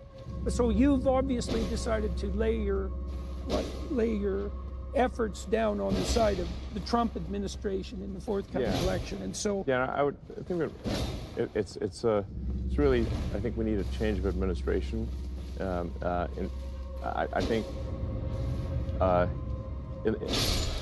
many years ago, I think probably the Democratic Party was the party of meritocracy and of personal freedom. Yeah. They used to be the free speech party. Yeah. And these days they seem to be the censorship party under the guise of hate speech. Yeah. So weirdly, in my view, the Republican Party is actually the party of that's the meritocracy party, because the Democrats are also promoting DEI, which is really just another form of racism and sexism. It's the most pernicious form, I think, actually. Right. So it's anti-meritocratic. DEI is fundamentally anti-meritocratic. So then it insists on dividing people by groups. Right. As the primary, what would you say, conceptual distinction between individuals. Yes. Race, in fact, ethnicity, sex. I think the Democratic Party is stoking. Here we go. I don't know who the fuck this gonna be. I think the evidence for that's clear. All of this group identity nonsense has made things much more. Call my I can boy. see in Toronto. Bob. When my kids grew up in Toronto downtown, I would say they were race. Oh, it's a nightmare. Ethnicity and gender blind. Right. Seriously. Yeah. They had an unbelievably diverse range of friends, and no one cared. Sure. And even in Toronto, that started to shift around with this emphasis on group division. It's a really ugly thing to see. So yeah, not good. Not good. Yeah. So my view is that at this point in the United States, the Republican Party is more in line with meritocracy and with personal freedom. I've never had a conservative, many times with my left-wing friends that say they've refused to talk to someone, me included. Definitely, because I've invited prominent Democrats to come on my podcast in great numbers for a very long time, and I've got like absolutely nowhere. Where the fuck is this snail at? In private, they will not talk to me in public, and so that's never happened. They're afraid of being done. Absolutely, 100%. That's what they're afraid of. Sure. Definitely, and they told me that. Like, Right. It's not a secret, but that's never happened on the Republican side. I found it much easier because I've talked to a lot of Democrats and a lot of Republicans, and I found it much easier to talk to Republicans, and that is somewhat of a shock. I wouldn't have necessarily expected that. Yeah, and I 5,000. it's not like I It's think not bad. That's enough to do some levels. The Republican Party is flawless. It certainly isn't. It's got its issues. There are extremists within the Republican Party that I don't agree with. But one has, it's a two-party system essentially. You got to pick one or the other. And so you weigh the good and the bad, and my opinion is that And you flip the coin.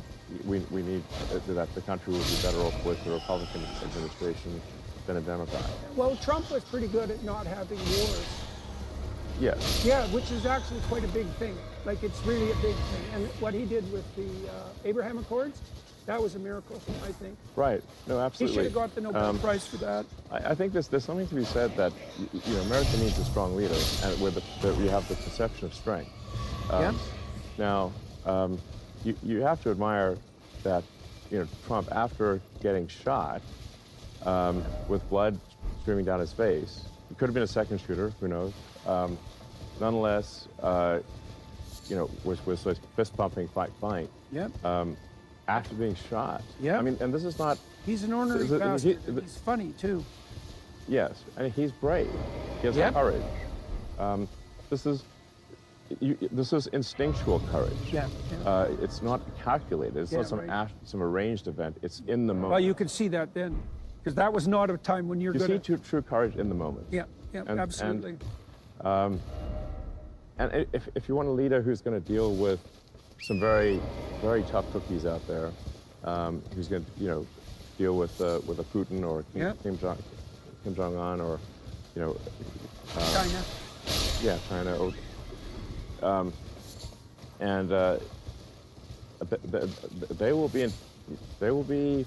They'll think twice about messing with Trump. Yeah. They'll think twice. Okay. And poor Biden can't make it up the stairs, and obviously he's stepped out of the race. But nobody's going to be intimidated by Biden. It's impossible. I think they will be intimidated by a guy who was fist pumping after getting shot. Well, we saw that, I think, in the administration. Yeah. Because he did rage, and that was quite, well, that's a bit of empirical evidence. Can I ask you a little bit about one of the things that you've been relatively vocal about, and I understand that there's a personal connection to this as well. So I am, for what it's worth, I'm particularly unhappy with what my colleagues in the psychological field have done with regards to gender and human care. Right. I think they are a pack of contemptible cowards. Yeah. And I think that everyone who's been involved in this in relationship to minors should go to prison. I agree. Okay. Why do you agree? What's your oar in the water in this particular? This is the worst medical and psychological malpractice I've ever seen anywhere, including what I've done, what I've studied in reference to historical atrocity, eugenics, what do you call those, prefrontal lobotomy, even the sorts of things that were going on in Nazi Germany. At least the bloody Nazis knew it was wrong and tried to hide it. Yes. So what's your why are you engaged in this particular battle? I mean, you said you're going to move a couple of your company headquarters out of California because of the last legislative move that Gavin Newsom pulled with regards to the trans issue. So yes, I mean, to be clear, there were many things leading up to that point. Yes. I was clear, like, look, it's not that it's the one straw; it's just the final straw. Yeah. Okay. So it's a cumulative issue. Fair enough. It's a cumulative issue. Right. Oh shit. So it's not dramatic grandstand. It's No, and moreover, I've had conversations with Gavin Newsom before, where I said, if you pass legislation like this, if you sign legislation like this, that in my view puts children in danger, I will move my companies out of California. And he knew that ahead of time. Okay. You've talked to him directly. What the hell is he doing? Like, I cannot understand.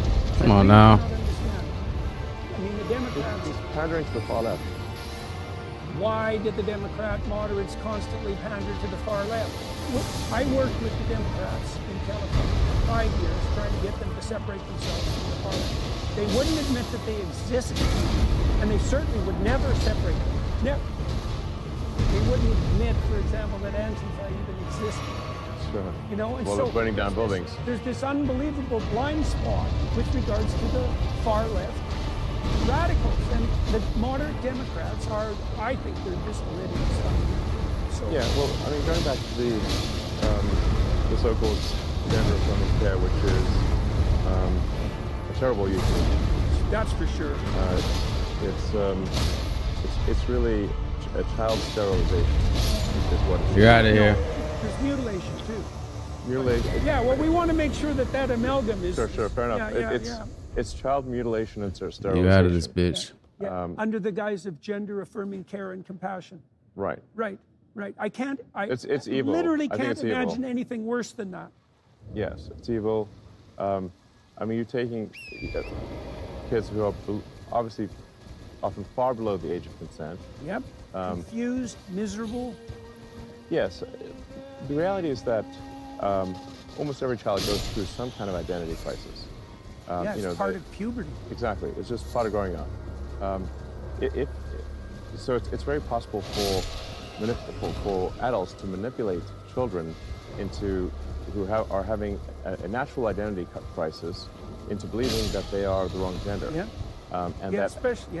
And that they need to be the other gender, or they need to be a boy, or boy needs to be a girl, and that will solve all There you their go. problems. and that will solve their problems, and then they give them sterilizing drugs, which is also a misnomer, puberty blocker, these are sterilization drugs, so they can never have children again. Yeah. They can have double mastectomies, the They mutilation. have their forearms stripped to build non-functioning penises. Yeah, it's macabre. And I mean, we have an age of consent for a reason. That the reason you can't get, say, tattoos below age 18, or drink or drive. You know, there are ages at which you can do things, because if we allow children to take permanent actions when they're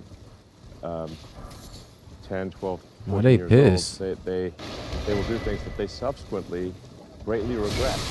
Yeah, what's wrong with y'all? I've interviewed a couple of people who've done exactly that, and it's Right. damn painful. I ain't do nothing to you. So I think you Why are you willing to make this an issue? Do you think? I mean, well, it sort of like the happened to one of native my it happened to one of my older boys,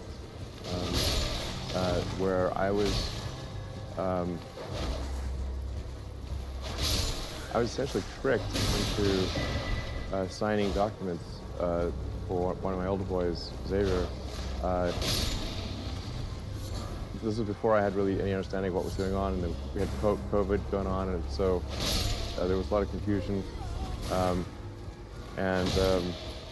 You know, I was told, oh, Xavier might commit suicide if he That was a lie right from the outset. Shit, it looked like no reliable clinician ever free believed cash that. to There me. was never any evidence for that. And also, if there's a higher suicide rate, the reason is because of the underlying depression and anxiety, and not because of the gender dysphoria. And every goddamn clinician knows that too. And they're too cowardly to come out and say it, right? And so that, and then Didn't we do end up shit. with exactly when I saw that lie start. It's made a lot of it just noise. made the hair on the back of my neck stand up. It's like, I see. So you're telling parents that unless they agree to this radical transformation, that their children are going to die, and you think that's moral, and you think that's true. That is so pathological that it's almost incomprehensible. Nope. I can't imagine anything worse. I can't imagine a therapist doing anything worse than that, or my sitting God. by idly and remaining silent while his colleagues are doing. It's pathetic. it's incredibly evil, and I agree with you that the people that have been promoting this should go to prison. Weak. It won't stop till that happens. Yeah. It'll just go underground. Puberty blockers are being accessed online by kids all the time through non-medical channels. So yeah, Right. it's not going to stop. Okay, so I see. So that's So I was personal connection. tricked into doing this, and it wasn't explained to me that puberty blockers are actually just sterilization drugs.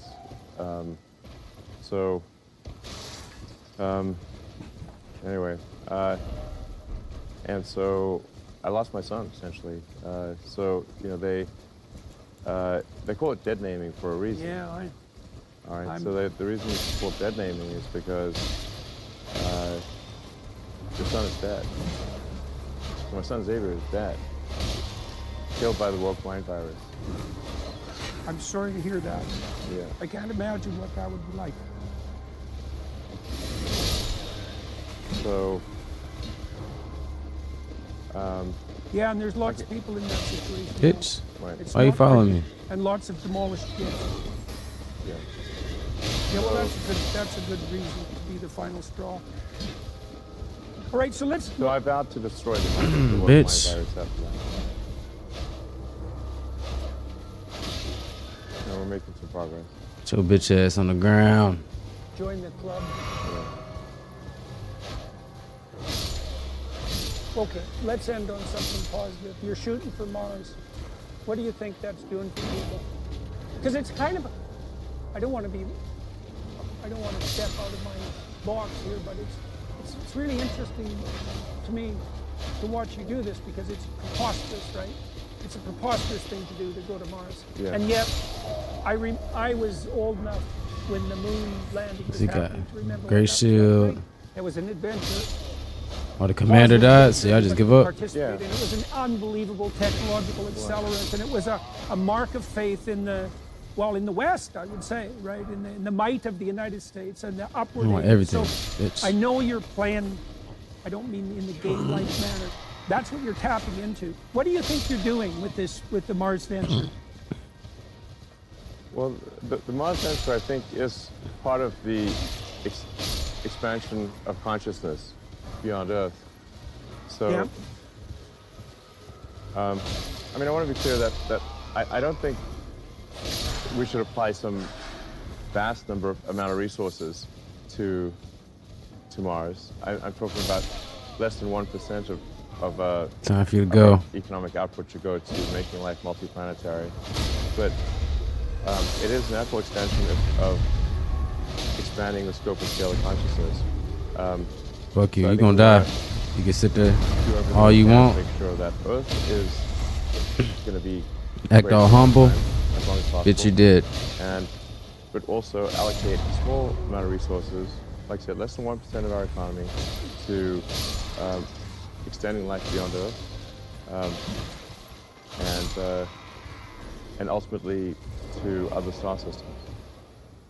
Right, and so that's perfectly in keeping with There we what go. you described at the beginning of our discussion about the manner in which you resolved your crisis of faith Right. as a child, your commitment to the validity of consciousness, your desire to, what would you say, facilitate its transformation, development, extension. That goes along with your pro-human ethos. Right, so Okay. that's all thinking from first principles. Go back up So the I hill. think you are stuck in the religious camp one way or another. So Like I said, you can call it, I don't mind it being called a religion, but I think, yeah, well, I came here at least in part today to find out just what the hell your religion was. So I want to end with this, if you don't mind. So I also asked you why you trust yourself in a relationship today, and you said, well, I don't entirely, and so I thought that's a good answer. But I mean, more broadly, like, you have a lot of admirers. There's a lot of people who are hoping that you're the guy that you, what would you say? That you're the guy who can do what you say you're going to do. And there's lots of evidence that you can. It's like, you think it's reasonable for people to trust you?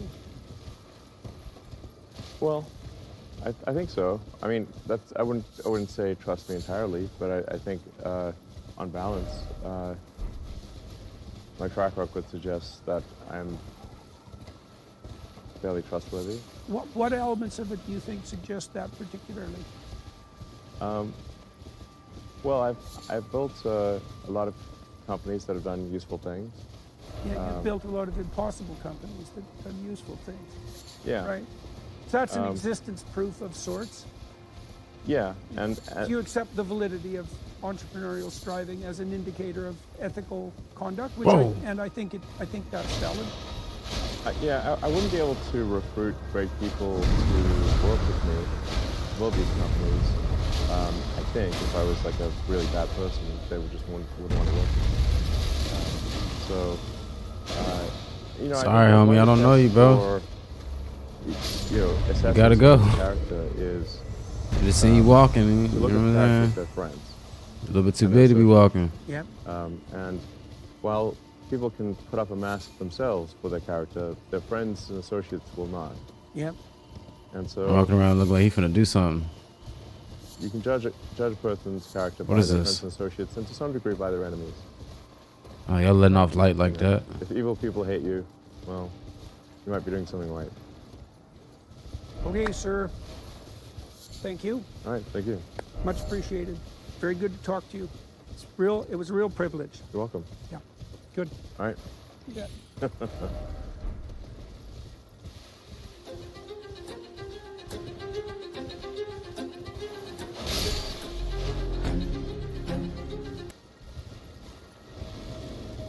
Really? Part 2?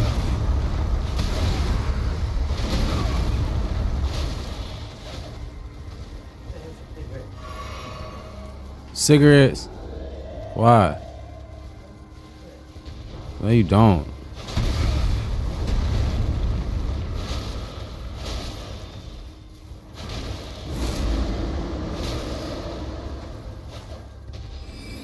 Starting that cigarette shit.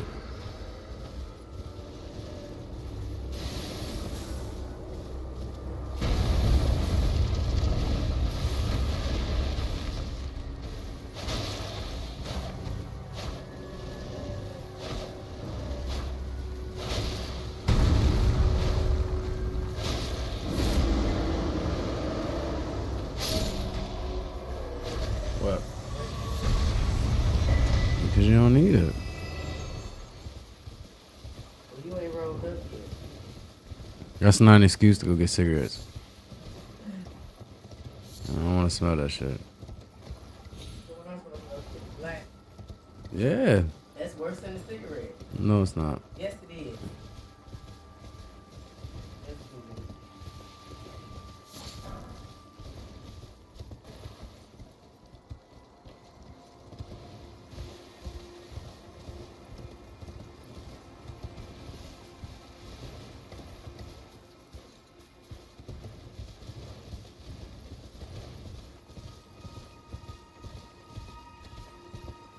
Black and Mouse have many harmful chemicals in them, and the yard made from fermented tobacco, unlike cigarettes.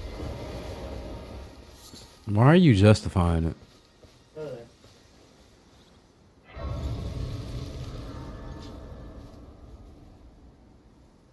One ton equals approximately 2 Black and Mouse. I'm finna go to bed.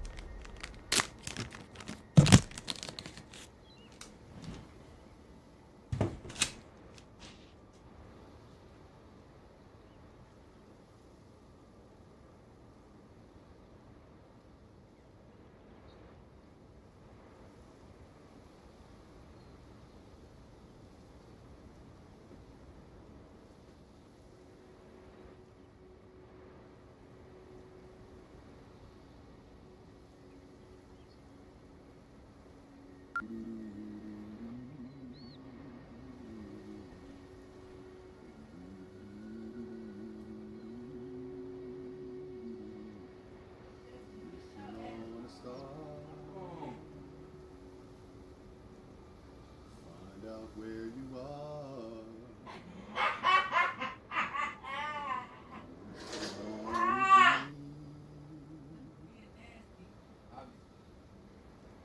Hi, friends. So this emergency meeting was supposed to be Tristan. But of course, Tristan is gay. So he went to the dentist. But he came back, my teeth hurt.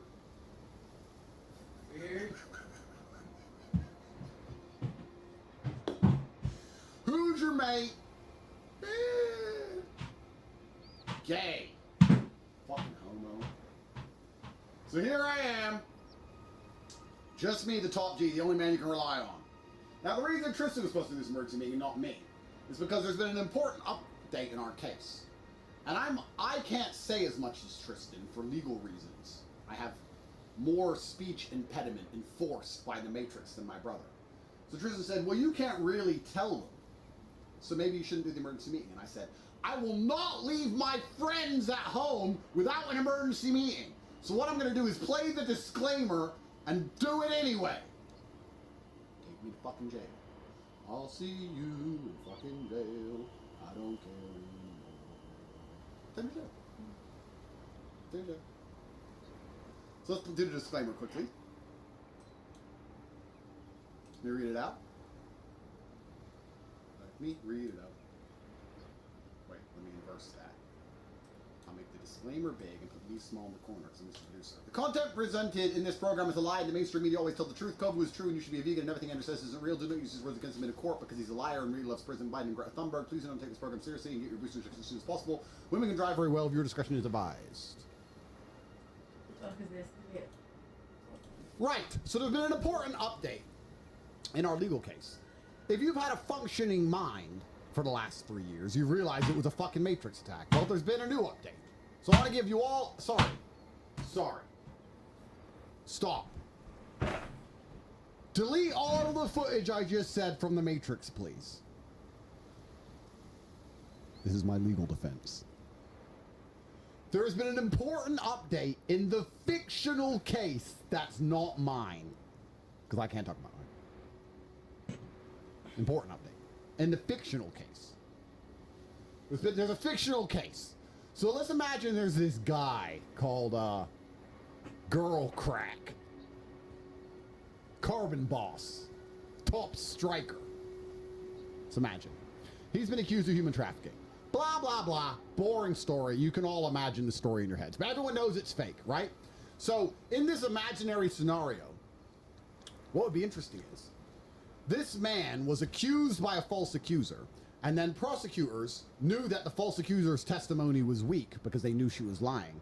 So they then took all of the friends around him and said they were human trafficked when they weren't, and put together this bullshit indictment in an attempt to ruin his life. All it did was make him more famous and more rich than ever before, because God refuses to allow pagans to damage those who he has favoritism for. So let's imagine this scenario, guys. Where's Mark? Those are not tits. Those are two groups of girls. We have false accusers, and we have found victims. So we have a prosecutor who's been told to attack us by the Matrix. The false accuser, who was sponsored by a liberal NGO, came here and made a false accusation. Her false accusation was bullshit, and she admitted she was lying to her friends in her text messages, which are in the indictment, so everyone knows she was lying. The prosecutor knew she was lying. So then he found people around us and said they were victims when they weren't. And what we now have is a Florida judge in an American court deeming that the false accusers lied with malice. This has been put on my Twitter now. A judge has said, yes, there's sufficient evidence that these women lied on purpose, and they are going to face litigation for hundreds of millions of dollars, which means the Romanian case is now left with two types of girls in it. The false victims, you know, the ones that Decot said were victims, who are on video saying we're not victims and we defend the Tate brothers. And the false accusers, which an American judge has already said we're definitely lying. So we have liars and girls saying they're not victims. This is my current legal case. There's girls who have been deemed as liars in an American court. And there's girls who are on video who are going to court defending us, saying that these girls are liars. This is what I'm going to court for. So the American court ruling is very important because you know what? Gentlemen, I'm fighting for all of you at home. Some silly liar, some female who lies and tries to destroy a man's life, when you sue her, which we're doing, she has no money to give. It costs me millions of dollars to sue her into the ground. Sure, I can bankrupt her. Sure, she'll suffer consequences for the rest of her human years, of course. But she's never going to pay me back because she has no money. She is a brokey. Which is why when women false accuse men, they never face consequences, because most men don't have the resources to spend on legal cases knowing if they win, the woman will pay them back. I do. So I believe in law and order, and I believe in fairness and justice. That's what I believe in. And I believe if someone breaks the law, they should face the consequences, including me, but I've broken no laws. And anyone who lies to the police should face the consequences of that. So anyone who lies to the police is going to be found in court. Any of these fake accounts who constantly insult me and spread bullshit, they're also going to be in court for defamation. In 10 years, when this is all over, and I've forgotten about it and moved on, all these people are going to be in court, struggling for their lives, paying legal bills, trying to defend themselves, or endlessly trying to defamate me because I've done nothing wrong. The pendulum is swinging back, and the fact that the judge knows these girls are liars is fantastic news. The legal case in Romania, we don't know if we even have a trial yet. We haven't even got to the stage where it's sure we're going to have a trial. This whole case might still get thrown out. If we do have a trial, it's going to be very hard to say we're guilty of anything when these girls say they're not victims and they're on our side and calling these girls liars, and these girls have also been called liars by an American judge. Soon free, my G's, for the Daddy World Tour. And don't worry, I know you men at home are thinking, I might get falsely accused one day. If you ever get falsely accused, and you've done nothing wrong, you can contact me via CobraTake.com, and I will pay to sue the false accuser with my money. No problem. There has to be some balance in the world, and I'm tired of liars, both male and female. I'm not misogynist. Anyone who wants to lie is going to face the full force of the law. Anyone who wants to defamate and tweet garbage all day, every day is going to face the full force of the law. Because I'm going to be alive for another 50 years, and I'm going to be rich for another 50 years, and I can afford lawyers for another 50 years. So this battle will never end. It'll just change from them trying to accuse me of things to me getting all the people who lied and defamated me and tweeted bullshit in trouble. And anyone who sits there and goes, oh, that won't happen, sure. See you in court. Now, there's a lot more to say, but I can't legally say it. Tristan was supposed to say it, but Tristan's teeth hurt. So you're gonna have to wait for Tristan's update to get more details. So I was thinking, now that Tristan isn't here, why don't we just have a fucking party? Fuck him. You don't need Tristan.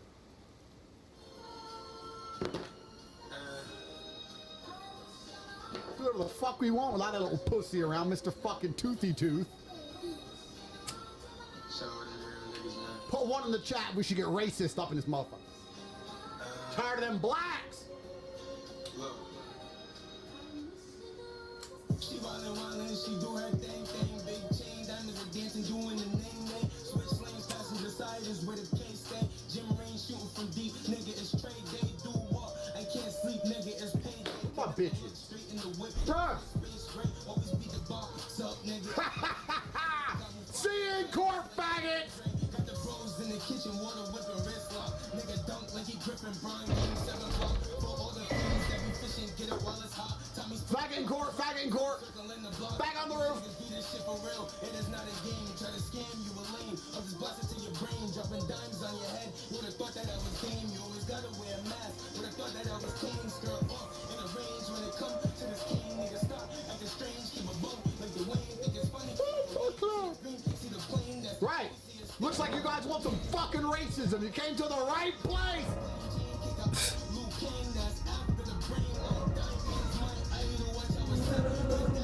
What's the best Twitter account in the world? Mine. Load it up. Let's load it up, gentlemen. Let's find some fucking racism. Even if I'm late, not going 50 up in EP. Diamonds dancing, calm shit, blue red, them shit be 3D. Come get your hoe, she drowning in drip, she be knee deep. My bitch is snack, I got cavities, she's a sweet treat. Feeling like Kuzma, they trading niggas, but keep me. I'm calling feeling Shaq, get the Lakers, niggas be 3P. Fucking on your bitches, I'm 13, nigga, no PG. Ballin' on these niggas, I remember playing for TP. I'm really Jordan, rest of these niggas part of the dream team. Get that money, rubber banded. Since a youngin', I go get the bread, boy, you niggas sleeping on me, wake up, I'm not nigga talking pound and shit back. I'm not talking bandage. And I drive the Uber, the backseat, the shooter from the Hamptons. I'm FaceTime with my nigga, cooking up right up in the mansion. Bitches think I'm squirting cause the diamonds on me fucking. Quiet, black man. Listen. Here's a funny tweet I made. White people built AI to hate white people. And AI will rule the world and white people will be eradicated. Darwin Award losers. Self-destruction. I'm sure us Caramel brothers will be fine. Bye-bye Timmy from MIT. The machine you built wants you dead along with your bloodline. Ask AI if white people or white pride is good. White people built it.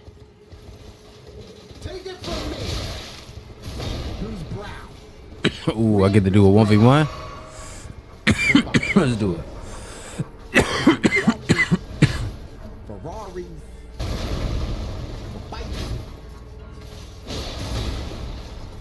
You're sitting there. I built a machine and it hates me. White people are accelerating their destruction by building the most powerful thing in the world that hates white people. How fucking dumb are you people? Come on, nigga. There's no black guys building AI. Our race is hard enough. Don't worry about moms, baby mamas. Oh. You think we're building AI? No, sir. Find an African man who built AI. Hey, I do not have time for this. This computer, I do not have time for this.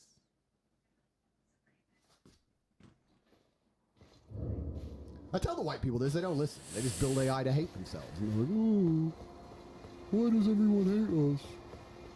If the white people had a brain, they build AI to say they were the best people ever. If the white people built AI, you should ask AI who's the best race. You should say white, Aryan, super race, Christian, superpowers. The Western world is the height of civilization.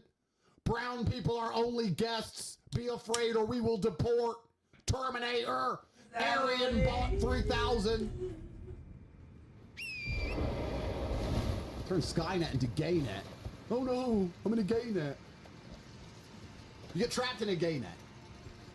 You're like, ah. And you look to your side and you see Tristan sitting there with his teeth hurting.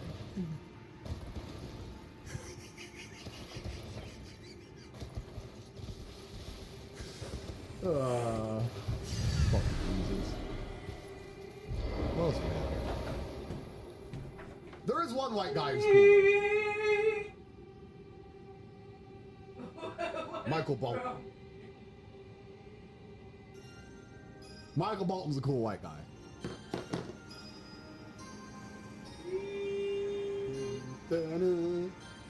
How can we be lovers if we can't be friends? How can we start over when the fighting never ends, baby? How can we make love if we can't make amends? How can we be lovers if we can't be friends?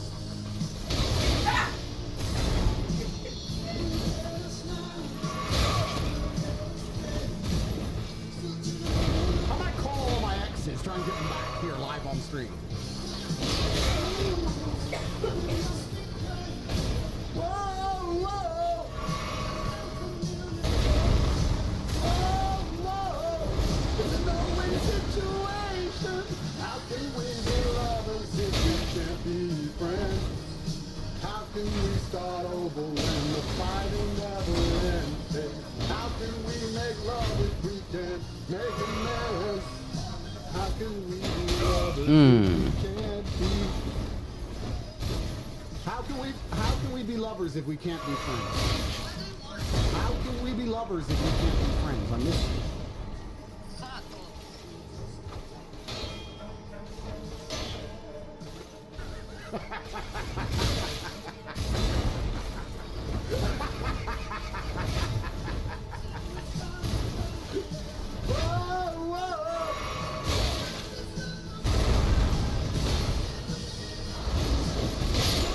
This dude is so annoying. I have the wrong shit on. Came for me today. Funnily enough. But you never saw this coming. The BBC tweeted some bullshit. Where is it? I retweeted after I told him to fuck off. You fucking nerds. Bat you. Here it is.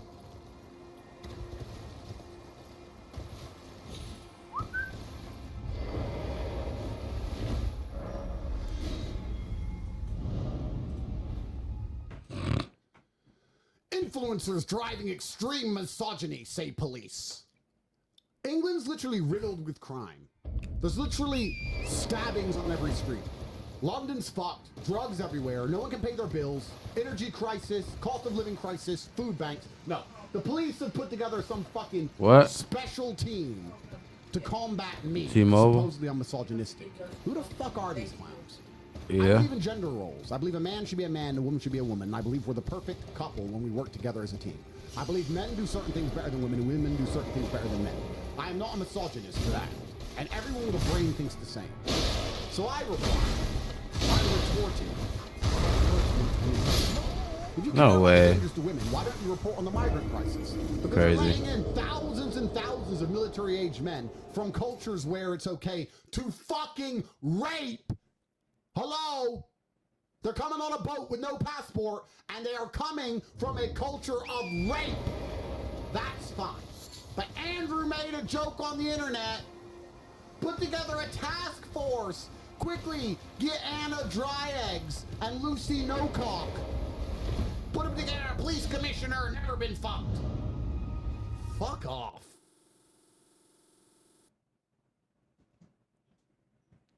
Hello. So fucking where the hell you and been? gay. play another song. So dumb and gay. Michael Bolton's.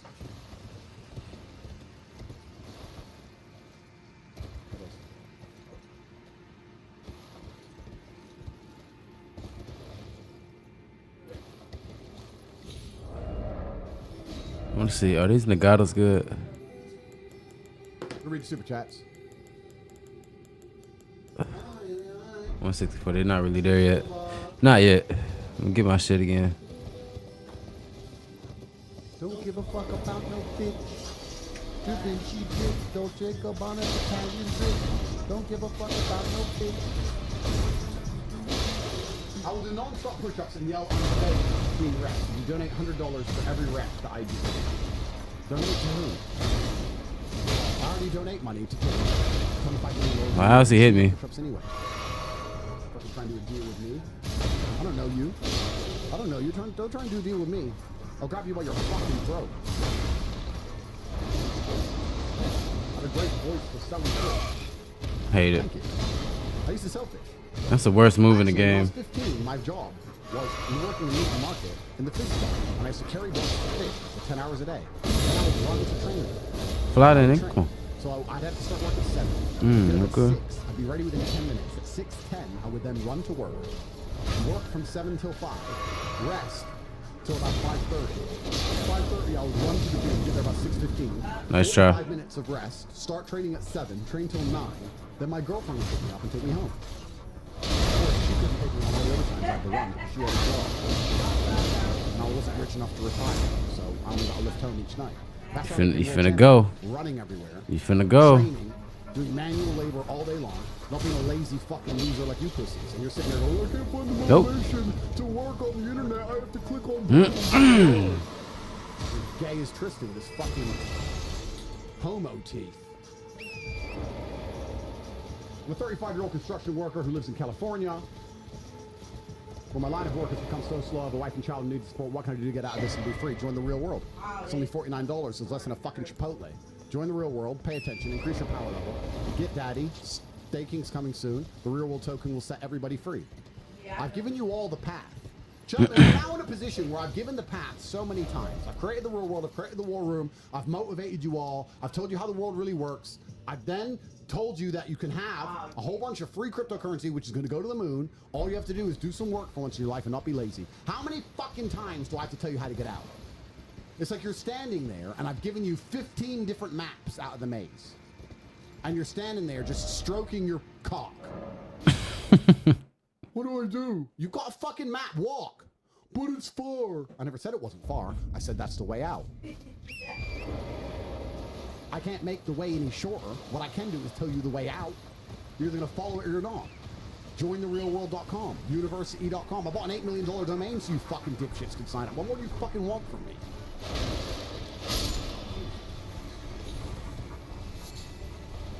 When will it come out with a book? Sooner than you'd think, friend. Pay attention. Free email list, newsletter, sign up, and you'll know when the book's. We want tips.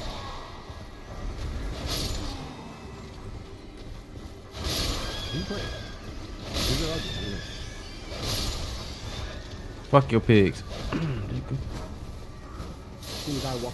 They give me hefty beat spawns.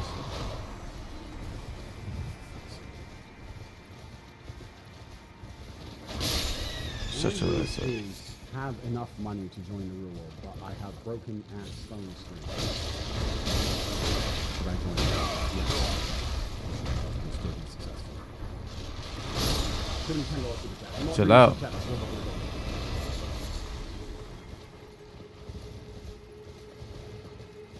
Back to my super funny Twitter. Oh yeah, the BBC.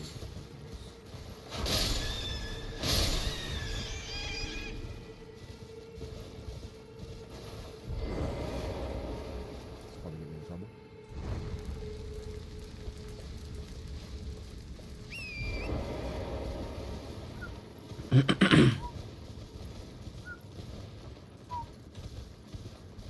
I don't have a clue what that shit does.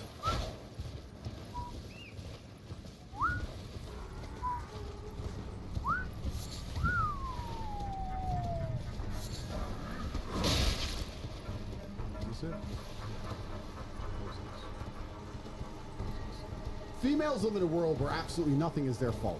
They blame everything on everyone else, and when there's a problem, they beg a man to fix it. Or cry and scream until a man fixes it. Then once it's fixed, they're back to being girl bosses. Men live in a world where everything is their fault. It's the only way to win. Any other mindset as a man and you're a broke loser. A girl will crash a car that she was driving and say somehow it was not her fault. She was driving the car as it was free, not her fault. I will blame myself if it even rains outside. Now this is a very important mental shift. This is very important because as a man, the only way to be competitive is to accept it. Oh, it's fucking high. How's your teethy tooth? How's your toothy teeth? You okay? Are you alright? Are you fine? That nigga just jumped on me.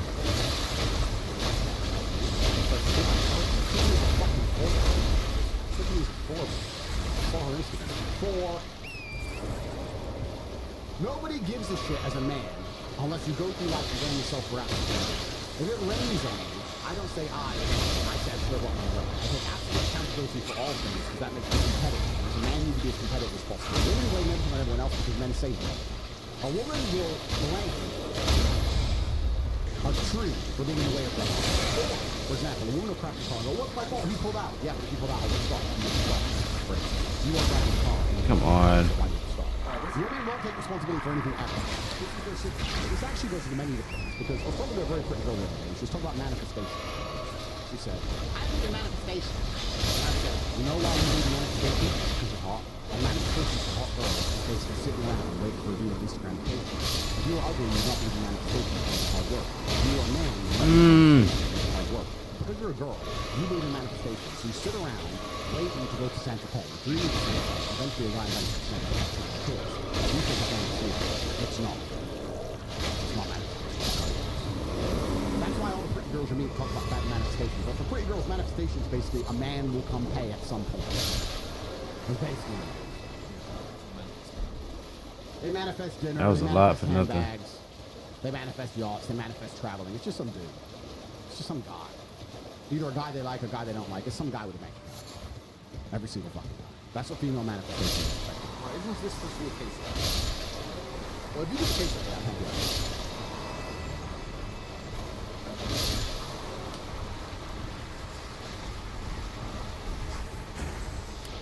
Anyway, fuck off. Nobody here wants you.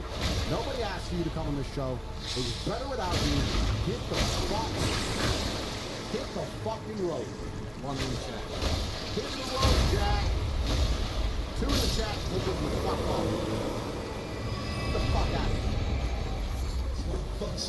You fat motherfucker. Get the fuck out of here. We don't want you on this fucking show. Who the fuck are you? Who the fuck are you? Coming on my show? Get the fuck out. Fuck off.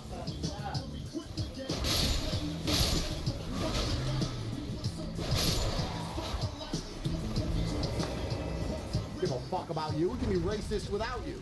We can be misogynistic and racist just fine without you, Mr. Toothy Teeth. Get the fuck out of here. Toothy Teeth. Get the fuck out of here. That's not what this podcast is supposed to be.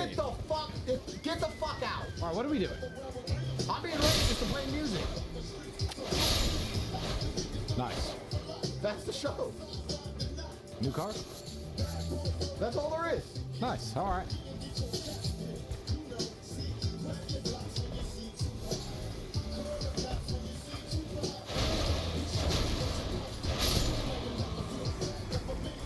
Let's talk about Mr. Beast.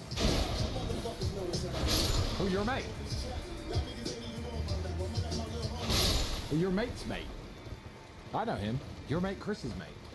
You made a pretty good point, actually, that Mr. Beast could just apologize and save himself from this. This guy is a pedo. Sorry, didn't know. Axing him from the channel. Keep watching next shows next week. Why isn't he doing that? You know what's funny? Hear me out. No, sorry. Hypothetical situation.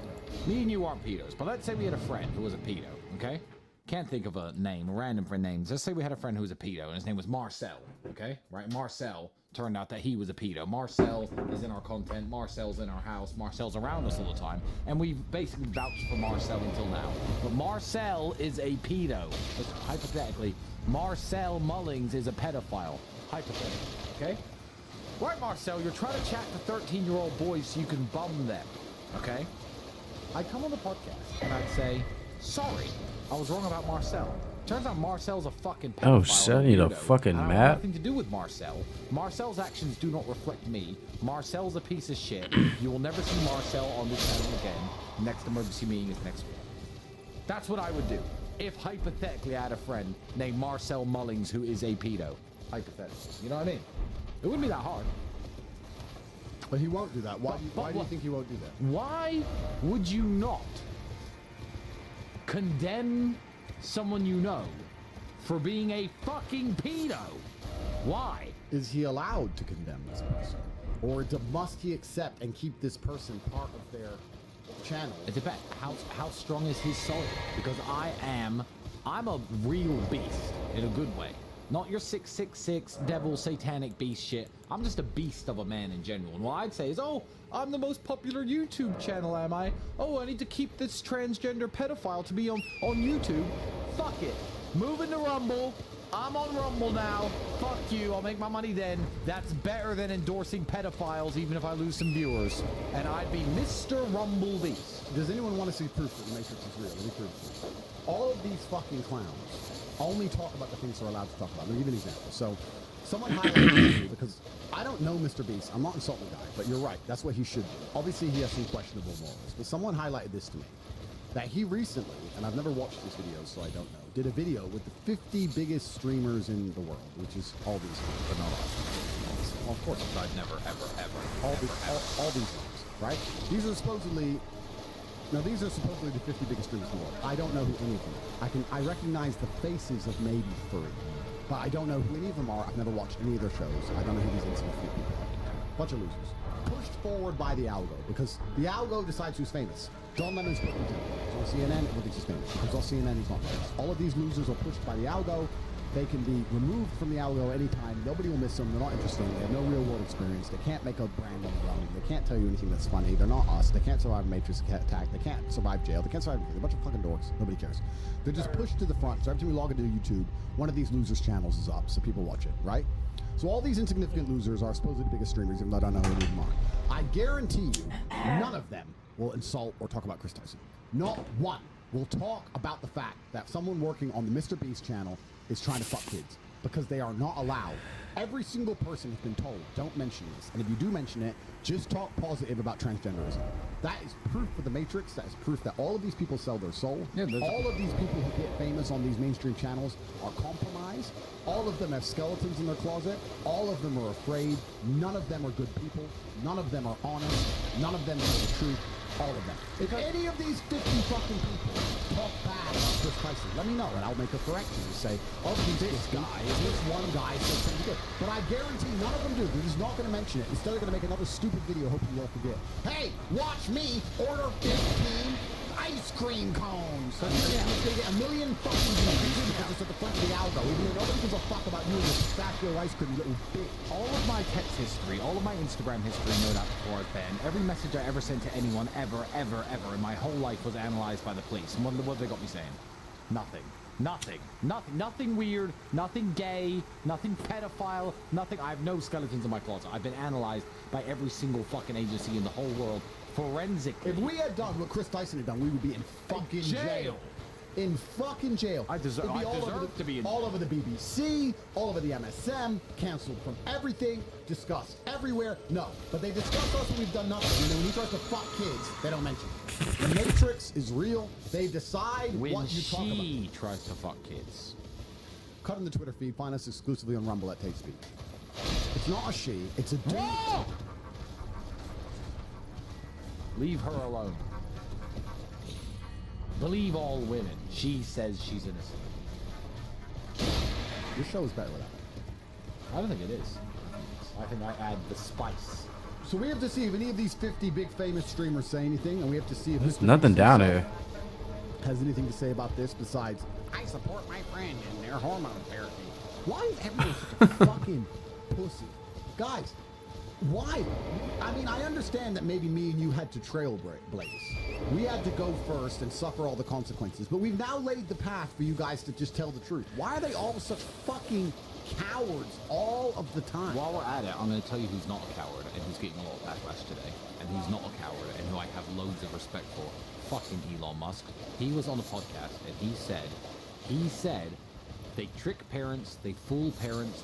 I was told my son was going to kill himself if I didn't give him these pills. I was told they were reversible. I was told they were harmless. And now my son is dead.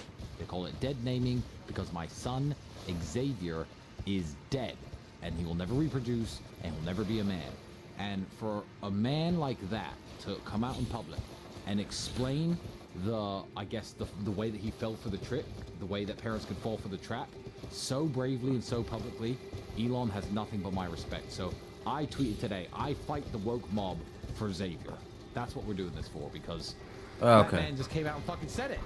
So he's not a little bitch, but everyone else in the universe seemingly is. You know, I've given Peterson Still a hard nothing. time as of late, but from the clips I've seen of that conversation, it was actually quite an interesting conversation. It seems like Peterson said some very interesting things. He's an interesting guy a lot of the time. Well, I look forward to the day I sit down with him. I mean, I disagree with him on many things, but I think it would be a very interesting conversation. That's what things are about. I'm not looking to sit down with people I only agree with. I'm not afraid of verbally sparring with anybody because we all know I'm the smartest man on the planet. I look forward to the day I speak to him, but it looked like he actually said some very interesting things with his conversation with him. Good. Which is good. Not a wasted opportunity. Absolutely. Good, and that clip came out of it, and I've seen that.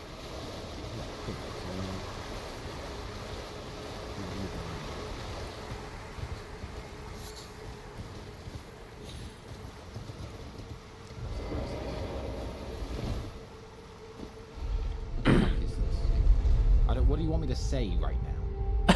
This isn't part of the show.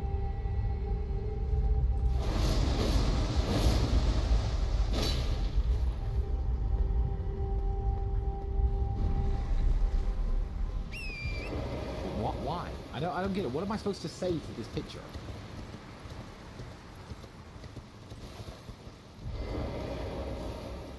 Do you admit it? Admit what? Do you admit it? No. So you deny it? I'm not sure. Do you deny it? Maybe. Do you admit it or deny it? Whatever I say, you're going to change the answer. Do you admit it or deny it? I have no opinion on the matter. No, you must. You must either admit or deny the facts of the circumstance. Do you admit? No, I asked you first. No, but do you admit or deny it? No, you can't ask a question. You can't answer a question with a question. Do you admit it? Can't I? No. Do you admit it? What constitutes it? So you don't admit it. So you refuse to answer. Yes. Okay. So what everyone here was wondering if you had butt sex.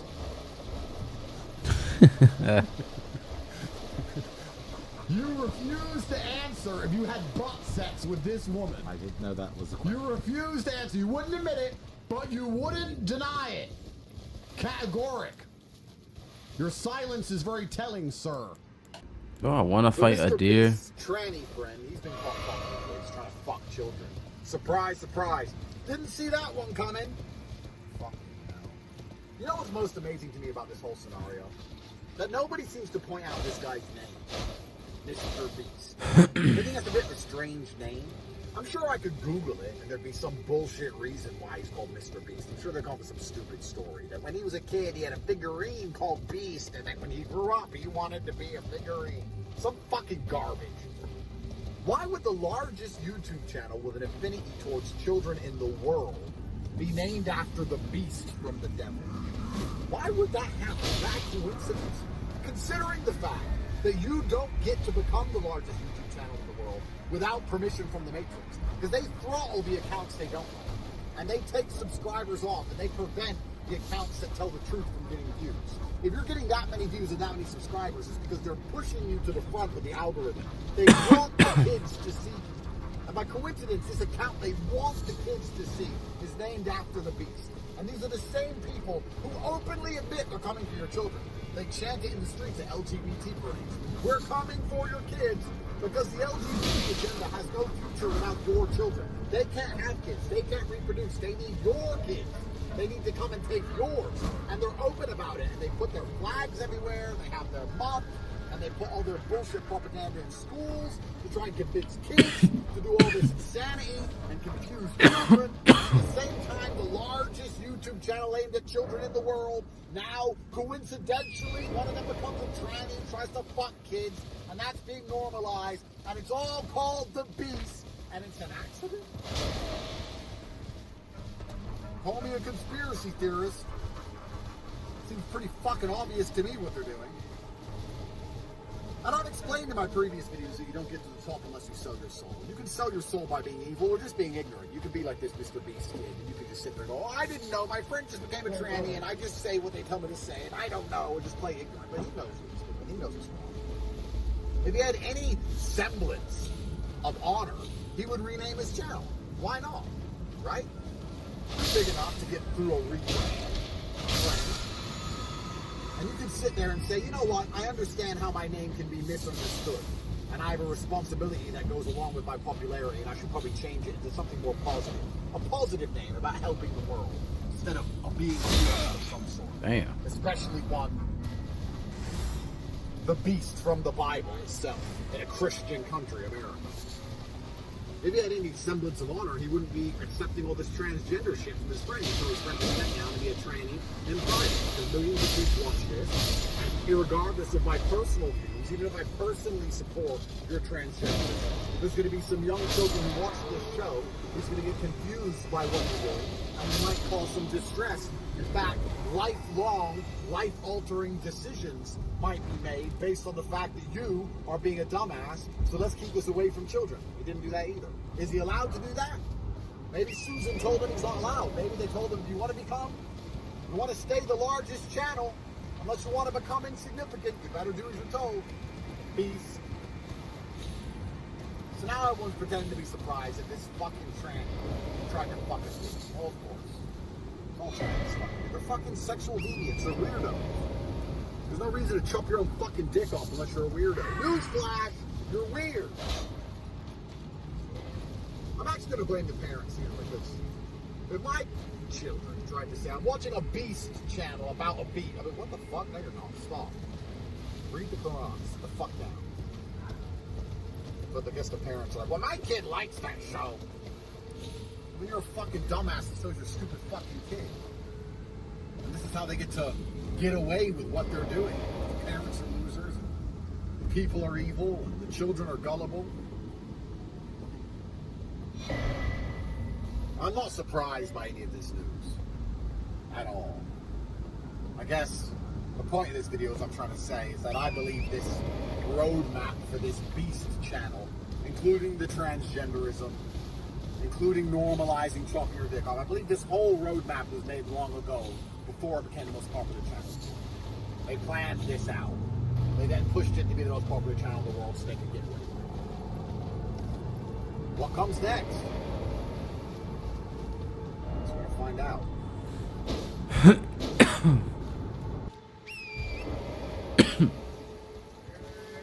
If the richest man in the world says something about money, would you listen to him? I do listen to this. He tweeted this picture. We had the silver dollar. Yeah. We had the dollar based on gold. Yeah. We had the fiat dollar. Yep. We are Zimbabwe. Zimbabwe dollar. Anyone who knows history knows what happened in Zimbabwe with hyperinflation. Then you have down to bullets. Because that's what happens when the money fails. In Mad Max, bullets are currency. Of course, because violence. So, he seems to believe that the American dollar is going to collapse because they keep printing endless amounts to convince more people to be like Tristan's fucking mate. If you show that picture. To prepare yourself against hyperinflation, this is actually very interesting. I was having a conversation with someone the other day saying that if you own assets, of course, then as things hyperinflate, the assets become more expensive, which is why the rich become richer, but then you have to trust the government to not take them off you. So you have to choose a government in which you can buy assets and believe the government isn't an enemy of yours, or you have to set up a complicated and expensive trust funds off. Sure. Or you have to find people you can trust, you can buy assets through and underneath. There's a whole lot of things that could be done. Holding cash is actually very difficult. I want you guys to feel sorry for me. Anyone who has a violin, when you have hundreds of millions of dollars of cash, it's actually very difficult to decide what's free because you can buy crypto, which is fine. But if you already have enough crypto to the point where if it goes up, you're going to be super rich anyway. If it goes down, you don't care. You still have cash. Then all you can do is buy real estate. The government can take. They got some what snipers. do you do with hundreds of millions of dollars in the bank because it's like an ice cube that's just slowly melting, and you end up just buying 60 supercars because you have all this money, you don't know what to do with it. It's not easy, guys. It's hard. But the whole idea of saving money is something you need to get outside of your life because the money is losing value and they're printing more money. And anything you save is not going to be worth anything. If you save $20,000, it's going to lose most of its value within 3 to 4 years. Half of its value, probably, to be honest, in real terms. So saving money is ridiculous. You can never save as quick as they can print it, which means you must invest the money. People ask me what they should invest in. Well, you should invest in yourself. You need to become as strong as possible. You need to become as rich as possible. You need to know as many things as possible, a good network. You need to learn how to make money, so no matter how many times they damage you, or no matter what the government does, or how much money you need to make, you know how to make it. You need to invest in yourself. You are a vessel. You are a video game character. You're a character in a game, and upgrading your character is the easiest way to complete the most difficult levels. If you have any money in the bank right now, get a personal trainer, learn how to fight, join the real world, so you learn how to make money, join the war room, so you get brotherhood and networking. It is the smartest thing you can possibly do with your money. Saving money is the biggest mistake anybody could possibly make. I don't save money ever. I have a bunch of money left over on accident because I'm filthy rich, but the idea of saving money is ridiculous. What I do instead is spend all my money investing in me as a person, me as a brand, me as a capable video game character in this very difficult level that I am currently playing, so that I am as competent as possible, because it is my brutal competence that's going to allow me to forever win, not having a little bit of money saved. The whole idea of saving money is wrong. We have to get rid of that. Super chat here. Hey, Andrew and Tristan, love you guys. Real world student and big daddy holder to the moon. I can pump daddy anytime I fucking We do it by accident. We pumped 30% by our last emergency meeting just from us saying we might pump it. So we can pump it at any moment, but we're waiting. We're waiting for everybody who wants to get in, and then we're going to pump it to the moon. Daddy's going to the moon. Once the people see the reward you get for staking daddy for the real world, it's going to the moon. Well, I took you no matter how you're up. Before we go, I want to complain about oceans. I know you love the ocean. I don't know the ocean. And I want to give my case update. That's the whole reason I'm here. Can't do the case update when I'm on stream, even though I've done my disclaimer. You know who does this shit? Your cousin. White people love keep the ocean, going. love whales. Ask a black They ain't even got person the who somber loves snippet stone yet. Smith and Stone 5. Where did I even get that shit from? You ask a white person, I love whales. Why? Hello? Hi, guys, hello. You're being invaded by migrants. Your birth rate doesn't meet replacement levels. They've destroyed your religion in real time. Your churches are on fire. All of your nations are being invaded. What do you have to say about that? I love whales. I love whales and penguins. Well, no wonder you're being fucking conquered. Hello? Get with the program, honky. As mixed fucking race cracker ass bitch. As mixed race people, why don't we start a charity? Save the whites. You know, buy them groceries. Blood loss, frost. Should Tate Pledge start helping white people afford kids? Yeah, maybe help the what save the whites, endangered species. Hey Tristan, the biggest fan of you guys from Morocco, 20 years old. 20-year-old girl, never dated. I'm genuinely interested in your brother, Andrew. Nice. Send me an email. See what you look like. Human trafficker. You know, that's the worst thing. I actually literally have stalkers, by the way. I can't go anywhere in the city without What is 3 or this? 4 random women Loretta standing around Slash. staring at me, or like finding where my cars are, coming and looking at me everywhere I go. What kind of human trafficking would be so easy if I was a human trafficker? Guys, white people, stop caring about whales. You have more important pressing issues. And let me prove to you that whales suck. Are you ready? So white people do this really weird thing called boats. Strange. I had a super yacht, and I informed the captain that I want to be within swimming distance of the coast at all times, even on a super yacht. Because I don't like boats. I don't like being far away from the land. I don't deal with boats. I like this one. I don't go in their house. They never knock on my door. Does a whale ever come here? No. Whales leave me alone. I leave whales alone. I'm going to die without ever seeing a whale, touching a whale, interacting with a whale. Fine. Code cross the gala. White people are obsessed with whales. They're also obsessed with some reason with boats. And they're like, I love whales. They're so nice, even though they should have far more pressing concerns. And then they get on their little boat and they go out to the sea, and this is what a whale does. Does that look like your friend? Whoa, it's amazing. Look at this crack. Wow, you're so majestic. Let me drink here. Little fucking white boy. He's got a hard on it. You just can't tell because it's a little white pee-pee. Got a fucking boner. Doesn't reproduce with. So we can go back to the fucking coast and see a bunch of migrant boats landing. Like fucking rape his women and conquer his country in real time. And we'll be walking around. I saw a whale, guys. It's like, Bailey, shut the fuck up. Yeah. Yeah. Marcel wouldn't be on that boat. No way, Rev. Fuck that trash. Us black people are built different. These are the people. I'm gonna play this again. because these are the people who are invading your country. You're worried about whales. These are the guys who are invading your country. Because when you riot in the West, what do? Water cannons and tear gas, right? I mean, we don't shoot on sight, so we do water cannons and tear gas. This guy was rioting in Nigeria, and he was smoking the tear gas. He's smoking the tear gas for fun. Yeah, I mean, he looks like a good neighbor. Let's move him in to Romania. My man is smoking tear gas at a riot in Nigeria. He's going to move to Europe. The white boy is going to be talking about the whales he once saw with his tiny pee-pee. This guy's going to be rioting for whatever reason. And you're going to try and tear gas him, he's just going to smoke it. And you think your society is going to survive? I love penguins. Fucking gay, Rev. Had enough of these white people and their whale obsession. What have whales ever done for anybody? They're not even cool. Dogs? Cool. Hunting dogs, guide dogs, sled dogs, get it. Try and make a sled whale. It'll probably be like, what sound do whales make? Moo? Yeah. Like a cow. Oh, I need bolts. Damn it. Bro, if I don't get this whale, it's white people. I gotta spend some money on some bolts. Why are you obsessed with whales? Fix Canada. You're not gonna fix Canada if you're sitting around jerking off over whales. Right, so I guess you have something important to say about the human trafficking case that sent us to jail. The whole point of the podcast, If you have something so important to say about the case, I'll leave. But everyone will be sad that I'm no longer here playing Michael. All right, leave. Give me 10 minutes. If you tell me to leave, I'll leave. Get out, leave. No, but if you say leave, I'll actually leave. I dare you to say it. I said leave. Why don't you make like a tree and leave?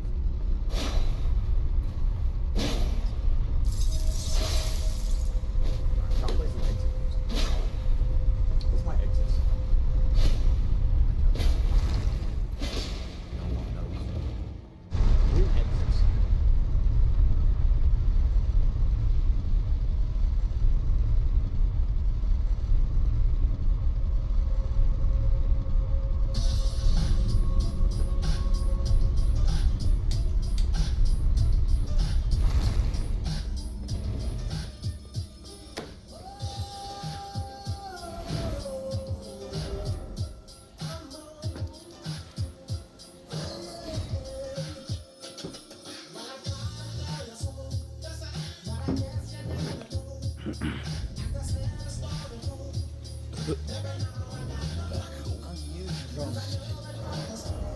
All right, bye, Bolts. Tristan. Get a bunch of bolts. Hey guys. I shut down your speaker before you played your gay message. I know what you were gonna do. I saw you browsing. I was gonna play a video talk about admitting being gay. Yeah, I knew you You were. turned off my speaker. I saw the I'm gay on the phone on a little emoji, and I turned off the speaker. Yeah, you won't get away with this. There will be a day you're on this stream and it's playing a sound talking about how you're admitting you're a fucking faggot. By hook or by crook. No matter what it takes. Anything. You'll pay the price. Wait. Shut up.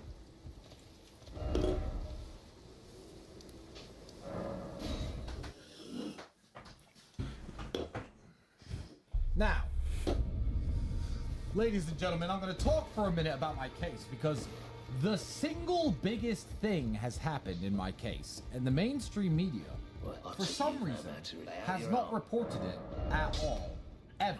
So there's a lot of theories and a lot of guesses about what actually happened. And I'm going to explain the updates in the Andrew and Tristan Tate are human traffickers case. I'm going to explain the update using visual references so you all understand the significance of what happened. So essentially, let me get the court statement ready. The American court, the trustworthy court came up with. Alright, how much money I got now? 11. To understand how important I need to buy some this shit. development is, you also have to understand my case. Because a lot of people don't actually understand my case at all. So I'm going to make it very simple with a nice visual reference. I can't say names, and I can't give too many details. because I'm not allowed. They're allowed to run around and say whatever they like about me, but I'm not allowed to say their name because somehow it's illegal. But that's fine. No problem. Here is exactly what happened in my case, according to me. Well, this is the truth. This represents a girl and her friend who were unhappy with me and Andrew because they couldn't extort us for money and decided to falsely accuse us. Now, you've all seen the screenshots from the CCTV of her leaving my house, walking around the city by herself, her text messages where she's bragged to her friends saying, I'm going to lie to the cops. It's cut and shut. This person falsely accused me. Her and her friend. So I'm going to stack this case together in a visual reference, and I'm going to tell you what the mainstream media, who haven't mentioned this, Gotta spend his money, say about my case. So, false accusers. There's 2 of them. This makes up the base layer of my case. In any other usual circumstance, what would have happened is the false accusation was so obvious, a good prosecutor who does his job would say, oh, well, that's obviously fake.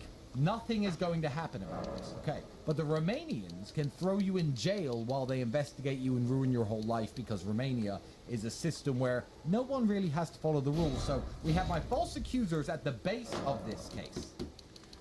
Up next, on top of the false accusers, what happened here is a prosecutor. The prosecutor who you've seen bragging in documentaries about how good this is for his career. The prosecutor who used my case as a platform to get a promotion to a higher division. The prosecutor who went after me and said I'm a criminal, who signed my arrest warrants despite the fact that he knew the girls were lying, because this prosecutor saw opportunity in these girls' lies. These girls lied.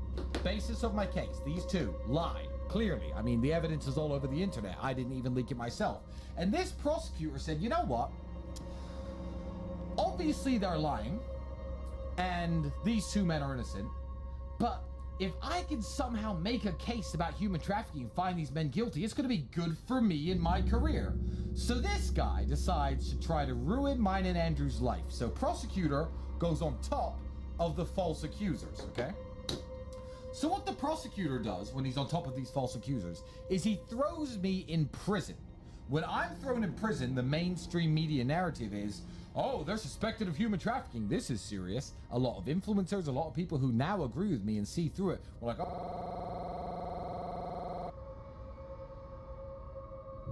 Human studio, which had nothing to do with this alleged case because I was falsely accused by these 2 at the base of the case. And the prosecutor thought, I need to make some sort of case on these boys. So what he did was, the next layer are imaginary victims. These go on top of the prosecutor. He said that these 2 girls and these 2 girls are victims of me because he's found evidence via every WhatsApp chat ever had between me and all my friends that I was assisting them on social media, telling what time to post, telling them how to get big on TikTok, telling them how to get big on fucking any platform that they wanted because I'm the king of social media and everyone asks me these questions. Keep in mind, I do the same thing for my personal trainer, the same thing for my dentist, the same thing for my photographer. But because they're girls, who by the way are Romanians who've always lived here, couldn't have been trafficked anywhere, they are alleged victims. So he puts these victims on top. Okay? Then he says, well, because they human trafficked these 2, these false accusers, they're an organized criminal gang. And he puts this on top. It says they must be an organized criminal gang because they got this girl from America and tried to human traffic her. And because they're an organized criminal gang who human traffic people, there's going to be some money laundering charges on top. So as and when this case has been being built up over months and years, I have been saying I'm falsely accused. And the mainstream media are like, well, yeah, I'm saying he's falsely accused by these 2 girls, but why are there so many other charges? Why is the case so big? Why are there so many files? Because the prosecutor, this black thing underneath these cans, the corrupt, dishonest prosecutor who refused to do his job when he knew these 2 girls were lying, piled all this crap on top of it. So, the mainstream media are now in this position where I'm an organized criminal gang member of human trafficking. Now, the Romanian system is very slow. And the Romanian system works so slowly, everyone asks me, when's the trial? When's the trial? Hear me out. It's been 2.5 years since my false accusation. It's been 600 days of arrest. and we are not even at the stage yet where it's decided if there's going to be a trial or not. Because the appeal court can still say, this is all bullshit evidence, there's no trial. That could happen. So we're not even at the stage where we know if there's going to be a trial. Obviously, I'm praying for a trial every day of my life because I'm stuck here in Romania. And at the trial, I can show evidence, the confessions that the two girls at the bottom of this pyramid that make up the base of this falsely accused me. This evidence is everywhere on the internet. You can find it. They are bragging. Okay. We need to pull out some fake tears when the police arrive. Accuser 2 says, yeah, we're going to win an Oscar for this. Accuser 1 is like, yeah, we should get our own Netflix series after this. Accuser 2. Well, that's what they get for not giving us money. That's what all of this is built on. It's a corrupt who refuses to do his job, building all of this crap on top of a false accusation. Now, my plan is to go to court, show the judge the evidence that I'm falsely accused, and this whole thing should fall down. But Romania takes a very long time. Come on, come on. Their justice system is very, very slow. Let's get it. I decided many months ago to litigate, to sue the false accusers because one of them is American. Her and her friend falsely accused me. So my plan was to sue her parents because she has her parents on kidnapped, her boyfriend on kidnapped, and her boyfriend's going to call the police. Now, don't get me wrong, the American courts have dismissed the case. He was not wrong. I got hella range. Dismissed the case against her mother. But the American courts have to establish facts. Come on. Before they Somebody. go forward and say, does this girl owe Tristan money? This was done. But do they owe them money? So before the guilty verdict, they have to establish the facts. And I'm going to read what the judge. I'm fucking with the range.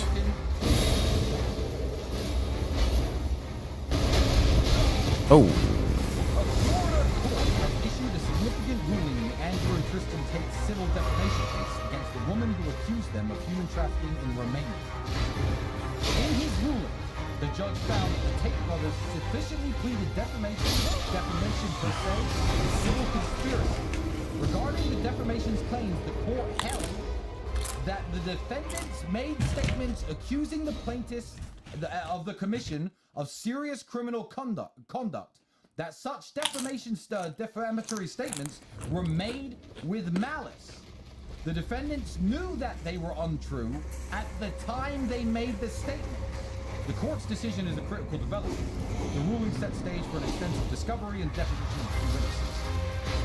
Lead counsel Joseph McBride says we have successfully pleaded the claims of civil conspiracy and defamation against the women who conspired to destroy the lives, wrongfully accusing them of human trafficking. Now, the court has established that these two girls lied, and that they knew they were lying when they told the lie. So that should mean you understand the structure of my case. You would pull out the two false accusers, and everything crumbles to the floor. The whole case falls completely apart when you take out the two false accusers. Romania, the mainstream media say stupid things like, but there's more than just those two girls in the case. Yes, every other girl besides them has either come to court in Romania or sent lawyers to the court in their stead to say they were falsely accused, it's a false accusation, the prosecutor is corrupt, these boys should be set free.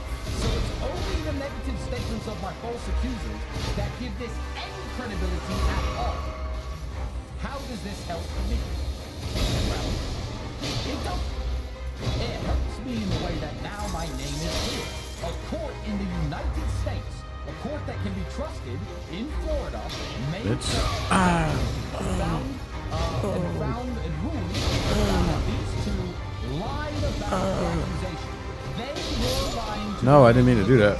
And they knew they were lying. So my name is clear. Because this stupid prosecutor and his stupid fake victims and his stupid fake criminal gang thing falls down completely when you take those false accusers out of the equation. Why has the mainstream media not reported on this? They're making all sorts of excuses. Well, the case is really big. There's lots of girls involved in the case. The ones who said that I'm falsely accused and the prosecutors were. So just because one was lying, the only people who say I did anything wrong have been found in a court of law to be lying. Why does this not help me?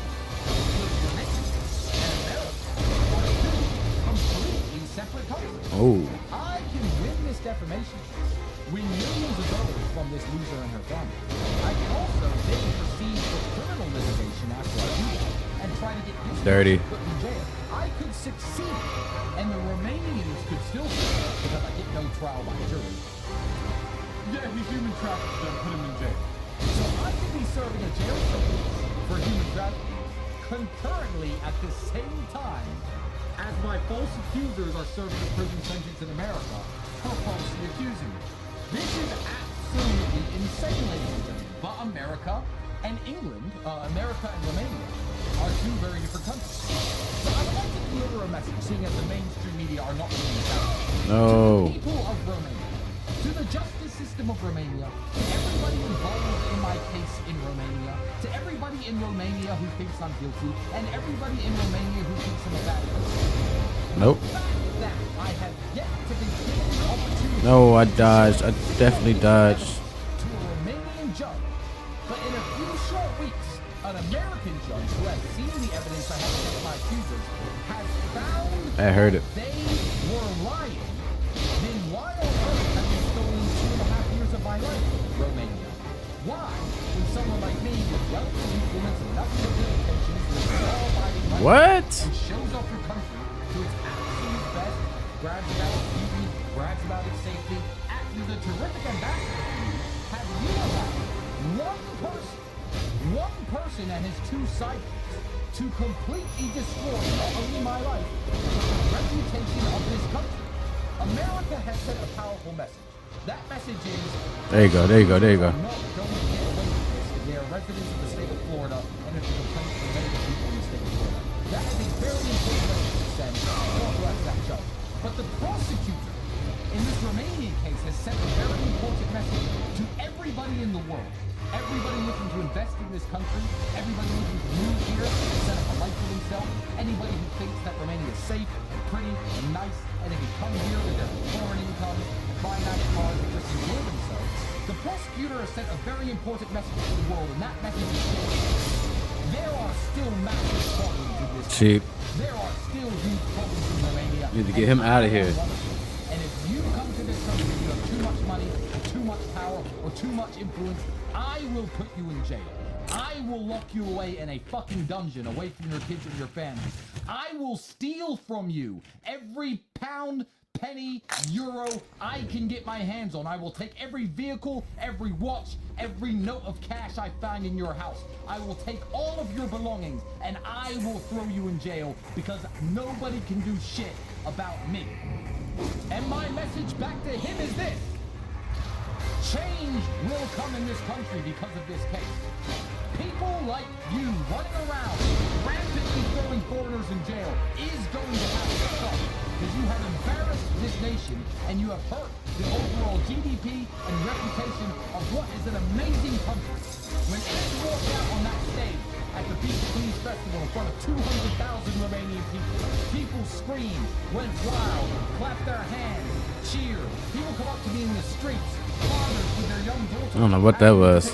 Couldn't do shit. And everybody knows I'm listening. And for you to wreck this country's reputation based on the words of two obvious false accusers, for you to hide their confessions from the judge, for you to not include their conversations where they admit to lying to you in the indictment is frankly criminal. You Crap. can put me in jail if you like. My name is clear. You can throw me in prison and find me guilty for human trafficking these liars if you like. An American court has said they are lying. I live with a clear conscience and a clear head. So what's the next move? Find me guilty and throw me in prison? I don't know what you're going to do, but I'm not scared. That's my message to the prosecutor in this country. Good night. What?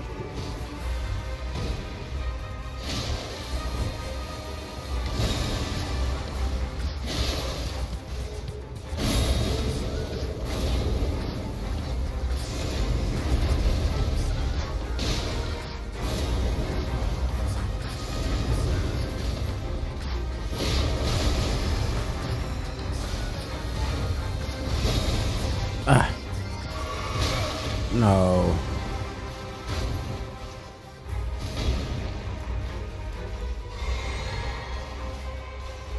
some You have assistance. 3 lives out here in the world. First they cancel you. Then they try and put you in jail for something you did not do. And if that doesn't happen, they kill you. Imagine shooting a man with your last bullet and he stands there unfazed.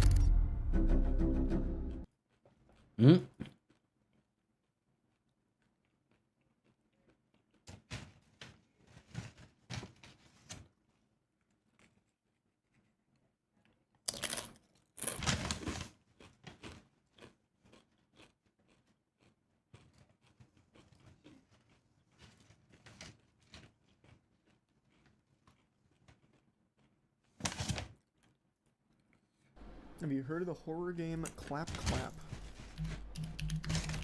Is it only a 15-minute game? Oh, it's even free. It's a free 20-minute little experience here. Clap Clap. I remember this from an old font package back when I was in middle school when you could go to coolfonts.com. This was like the standard blood drip font, I'm pretty sure. I used to think that was the hardest shit. Alright, let's see how she goes. How good can a 20-minute game be? Like, there's no way it's gonna be that good. Let's see. So I saw a bunch of YouTubers giving some flowers. I was definitely dodging.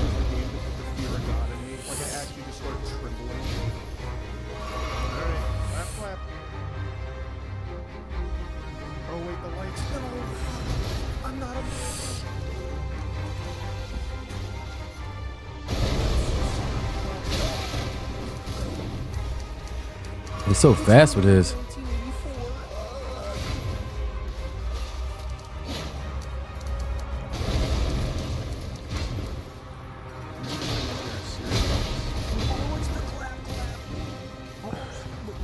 What is it?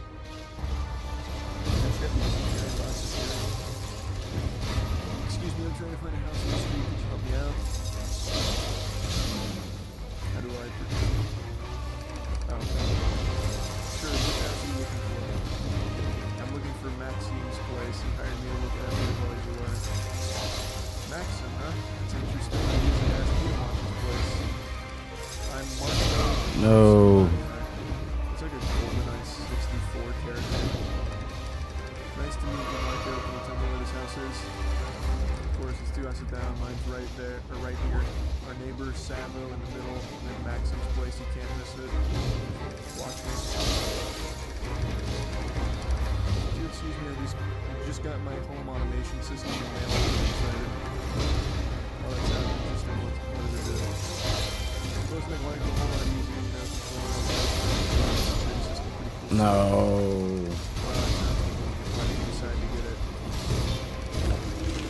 Partly because of the recent disappearances happening around here. This is a complete fucking stranger to us. Why are we, like, interrogating him? Why are we prodding so much? Dude just wanted a Google Nest. Well, let him live. Mainly because our neighbor Savo got one and won't stop raving about it. He left for vacation right after installing it, said it has built-in surveillance systems and all. Guess he wanted to keep an eye on things while he's away. Well, I hope you enjoy setting it up. Thanks again for the directions, Marco. No problem if you need anything, I'm just a house away. Man, I'm playing as a real fucking chatty Cathy here. Clap Clap certified smart house surveillance. Uh-oh. Said they don't like fire.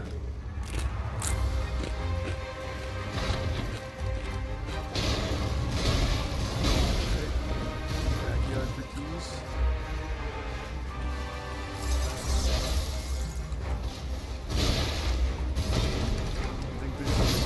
No, I'm so heavy.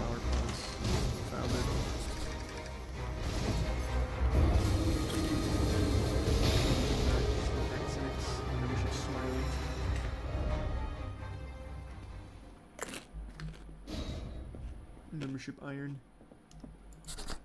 Here I come. Oh. Am I in? What? Oh, no, I'm not. Oh, now I am. Okay, here we go. Where's my bolts? Well, that's welcoming. Oh my god.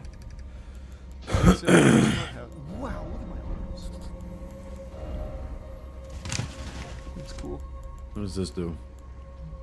You need to focus. Is this the to-do list? Make sure to check the mailbox, water the plants, throw out the trash. P.S. Press Q to toggle the lights on and off in any room. Once you're finished, help yourself to food in the kitchen. I'm just gonna help myself to food right now. Oh! That's cute. I like that.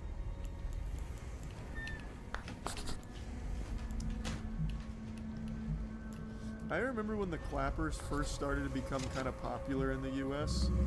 My dad thought it was the stupidest shit ever, but I thought it was cool because they used to advertise it during like WWE commercial breaks.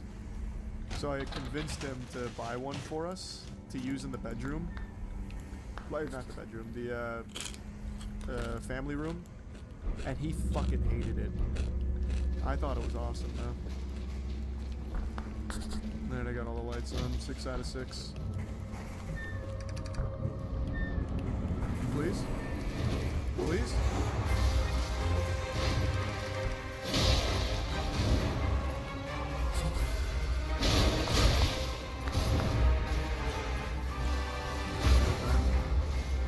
Missing, please help Kim Saul Zexon. Missing consider. It still hit me.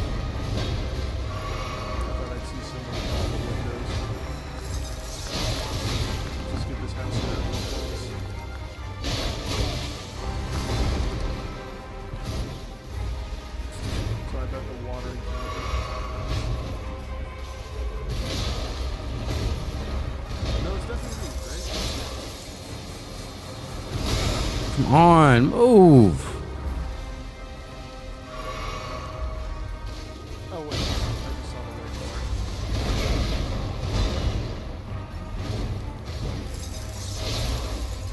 This is way too much.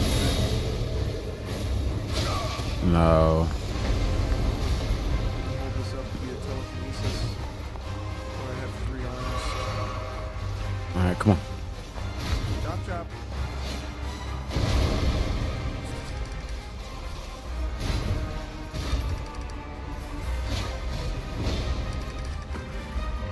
Hey, is that the same guy from earlier? No, it's not. This guy's wearing a suit now.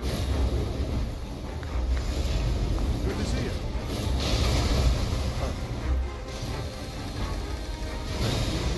Agent Bristolino, Federal Investigation Bureau. He's asked you a few questions. What's this about? In reports of disturbance in the area, disappearances, strange phenomena, conducting investigation. Everything's fine, just taking up the trash. Oh, I gotta forget. He got that new combo now. Your eyes and ears open when you get the bottom of this. Voice connector.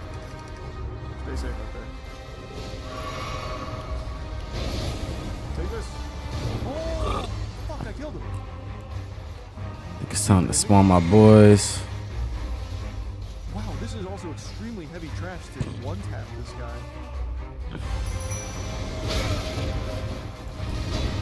Huh.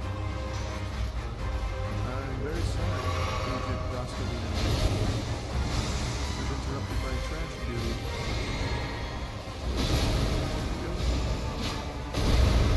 Oh. Okay, cool. Trash bag.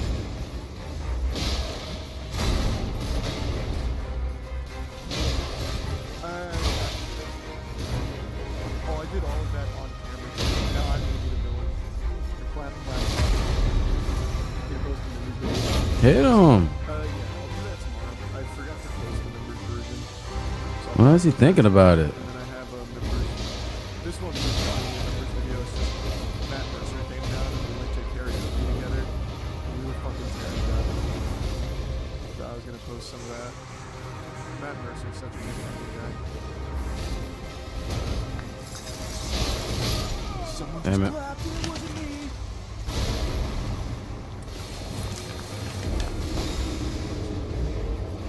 Who did it? It could be anyone.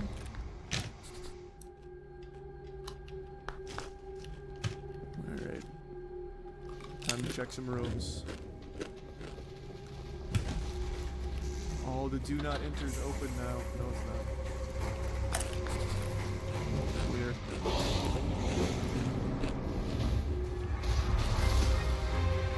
There's blood here now, though. The horror 101. Uh-oh.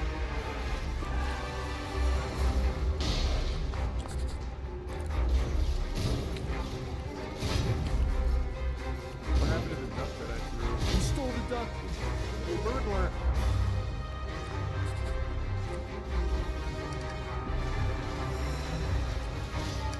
All clear.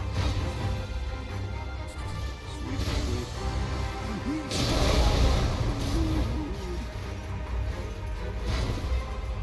Put cereal on bed upstairs. No way. He did a whole 360. I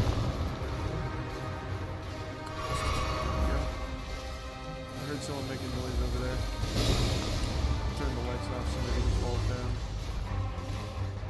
Damn, I slammed the door so hard that it went straight to the void. Relaxing, sitting. That was fun. Hey! Hey now. It's gonna be the He hit me?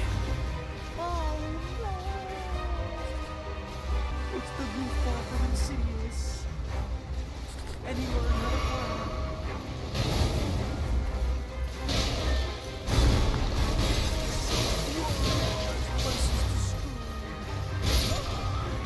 Oh, there's that. I heard him clap behind me. He's making a lot of ruckus. Take this.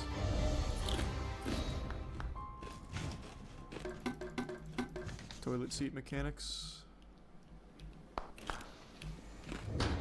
Is he in here? Man, just throwing doors all over the place now? He's fast. Ooh, I found you! You son of a bitch. Rubber ducky. Is it a trap? What is it all mean?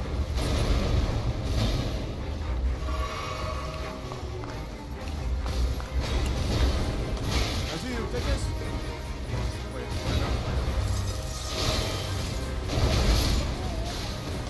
Sucks. he's so slow.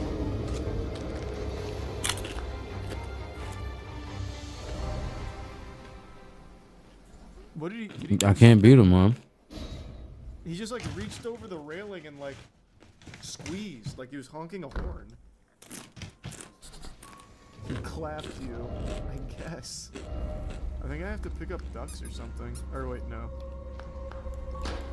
It's just triggers I have to hit. Oh man, this guy's got the fucking Kamui here. Teleporting everywhere. Yeah. Let me out. No, I'm trapped. Not another chiropractic man. Do I have anything to fight back with?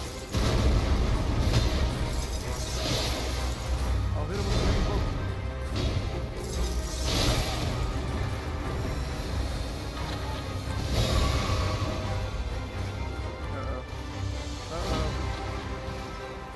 No!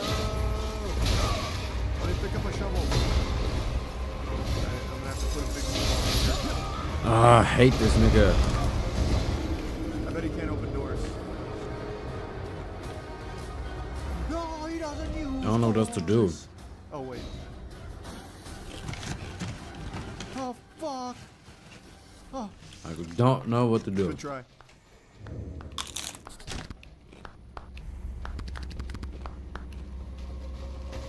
Everyone's got a Fuck off. clap on this block. No, this guy's covered in blood. This house is covered in blood. The clap's been here before. Should just use the moon bow, man. And I killed the agent that was on the case.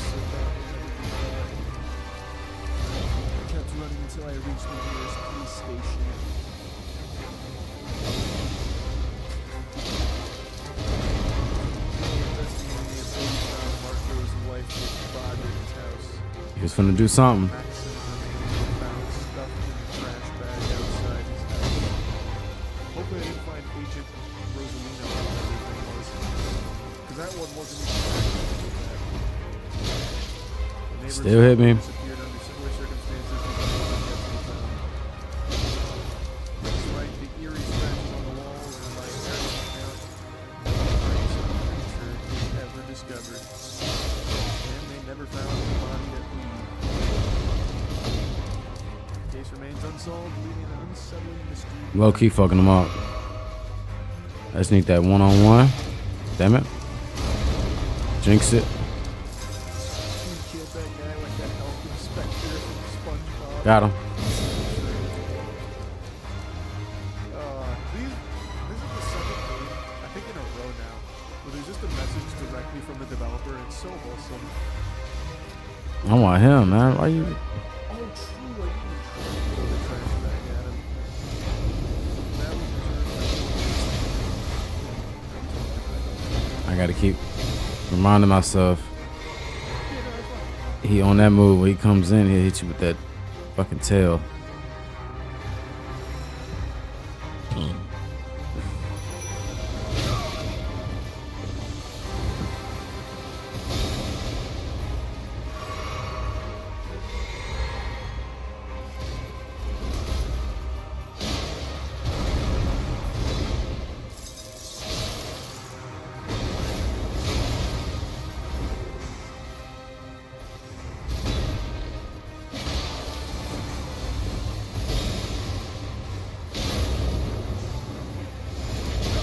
I dodged.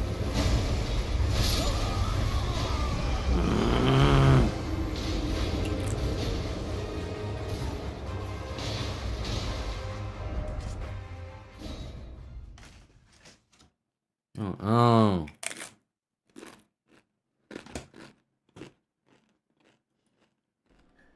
Chris Brown's getting sued for assault again. Unbelievable. The Chris Brown? The Saint? No, what? What is Chris Brown? They talk all the time about how they're going to. What? No, he's getting sued? For assault? That doesn't add up. Deep state. That's deep state. I just gotta focus for a while. Oh, goodness gracious. He's being sued for $50 million after an alleged assault at 4 concert doors. He got 4? What do you do? Hit with a mob side B? How do you take out 4 people at once? Not this guy. Not this guy. He wouldn't do that. Larry Parker, Joseph Lewis, Charles Bush, and Marcus Powell filed a suit in Arizona, Texas. Letter line. There you go. Plaintiffs are asking for a temporary restraining. Damn it, bro. I'm getting too greedy. Where is this ad even coming from? Where is this? It's an invisible ad. How is this not illegal? Do I poison him? It's so crazy how I just have to mute the whole fucking tab instead of being able to just exit out of the ad. And then I never remember to unmute tabs, so then I wonder, fucking scratching my head, why when I go to something else everything's muted. According to the complaint, which was first reported by TMZ, it's always first reported by TMZ in every situation ever. Nice. Brown and his crew severely injured the plaintiffs following the singer's performance as part of his 11/11 tour at Dickies Arena in Fort Worth, Texas this past Friday. Got it. The 4 men were invited backstage after the set started, showed up 30 minutes later than anticipated. Before leaving, Wood was found and congratulated Too greedy. prompting a member of the singer's entourage to remind Brown that the two had previous issues. Brown allegedly said, "Oh yeah, we were." Wait, what is happening? They are putting me through it. The suit states that Brown and 7 to 10 members of his entourage proceeded to assault Bush and punch him in the chest, and claims that Hood Boss picked up a chair and threw it at Bush's head. The suit goes on to claim that Brown and his crew turned their attention to Parker, who tried to escape down a staircase that led to a locked door. Upon instruction from Brown, Parker was allegedly punched in the face and chest and kicked in the head for over 10 minutes. The suit also states that Powell was punched in the shoulder while Lewis was punched in the chest. All plaintiffs were injured and are currently undergoing medical treatment. So they take the back passes of the ass-beating Chris Brown just for a backstage passes only get their ass beaten by Chris Brown. Imagine that. Paying money just for fucking knuckle sandwiches backstage. What's Twitter saying? I bet Twitter's already in full force defense. Twitter has Chris Brown's account so far down. Give it a break, bro. I'm not really seeing any of them talking about it. Where's all the breezy enthusiasts? I will say, I believe this is the first time he's assaulted men. Typically, he likes to beat women. So he's pushing new ground here. Next, he will beat children. Hey, just wait. Don't bring your kids backstage to the Chris Brown concert. Stay home. I think he's a good singer. Not only is he a good singer, so this is... No. Who cares? Him beating men? Who cares? Have you heard him sing? Here's the response. Representatives for Brown, Breezy, and Live Nation did not respond to varieties of comments. No should have to endure what these clients endured. Tony Busby said in a statement, "We will seek the maximum amount of damages allowed by law for this egregious conduct." Oh no, there's tons of people that still support Chris Brown. Even, I think it was like 8 months ago now, something like that. I was talking about Chris Brown on stream. Just, I don't remember who brought it up or what it was. Oh, it was him throwing someone's phone into the crowd. It's like someone was on their phone, giving her like a lap dance, like clapping his cheeks in her face, and they grabbed her phone, threw it in the crowd, and I was making fun of him for it. And then someone in chat immediately started getting like really defensive on his behalf, as if he was like our manager for Chris Brown. There you go. I was making fun of that guy, and then brought up Chris Brown's past about, you know, like beating Rihanna and I started doubting him. So then I started really going in. And that video went up on the second channel, and the Chris Brown fans from Twitter I'm pissed. actually posted about it to flood the video to insult me for besmirching the good name of Chris Brown. And how he's like reformed and changed, or maybe it wasn't Twitter, it might have been Reddit, I don't remember which it was. But like about going in on me about like, how can you hold this man in such a negative light for something that happened over 15 fucking years ago? So what? He beat Rihanna within an inch of her life. Who hasn't done something like that? We've all women. But who? That's okay. He sings really well, and you're jealous. If the amount of support Chris Brown still gets is fascinating. It's almost exclusively women. Come on, dude. Most endangered around Chris Brown. Women supporting Chris Brown is like rabbits supporting wolves. Like, you get him out of here. For trouble. But now he is evolving. He's beating men too. So What? If you go backstage to a Chris Brown concert, I hope you're ready for some fucking hand-to-hand combat with 10 dudes. Damn, even r/Chris Brown is still supporting him over this lawsuit. I'm going to check that out right now, but I'm going to speculate. I bet they are coping by saying that these gentlemen started it. The dudes who purchased backstage passes were the instigators. They forced Chris Brown and his crew to beat the shit out of him. They were begging him. Oh.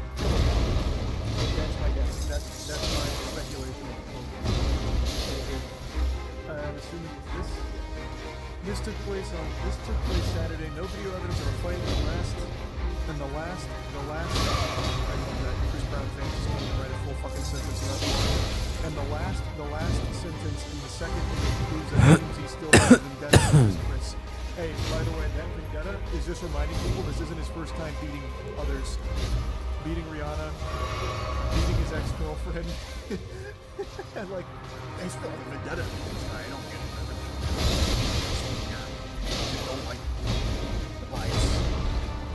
The fact that still hit me is astonishing. Those men were looking for him, and his mom and his child were back there with him. And people from the meet and greet said those men were looking for Chris with ill intentions. Yeah, I'm sure if they were looking for him with ill intentions, the number one place they would want to do that is at a fucking Chris Brown concert where he's surrounded by bodyguards and authorities, and also paying extra money to go backstage. Yeah, I'm sure. What a great location to do that. I told him. I told him. I knew that would be the angle. It looks like the normal posters on this sub. Oh, come on, bruh. What the fuck is wrong with you? Apparently the way to sing R&B, R. Kelly and Chris Brown.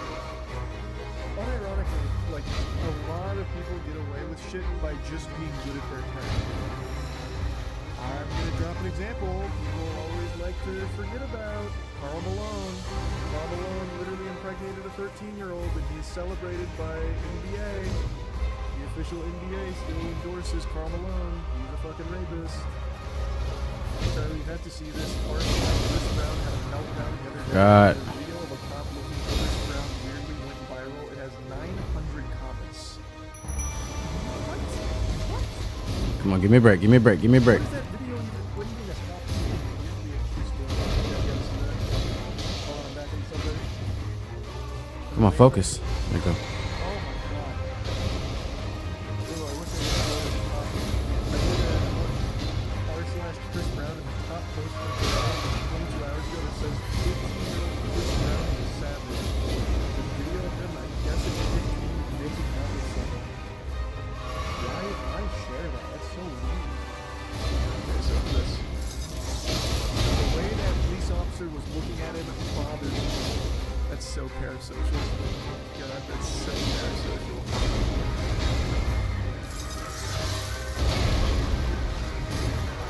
So is it that first guy?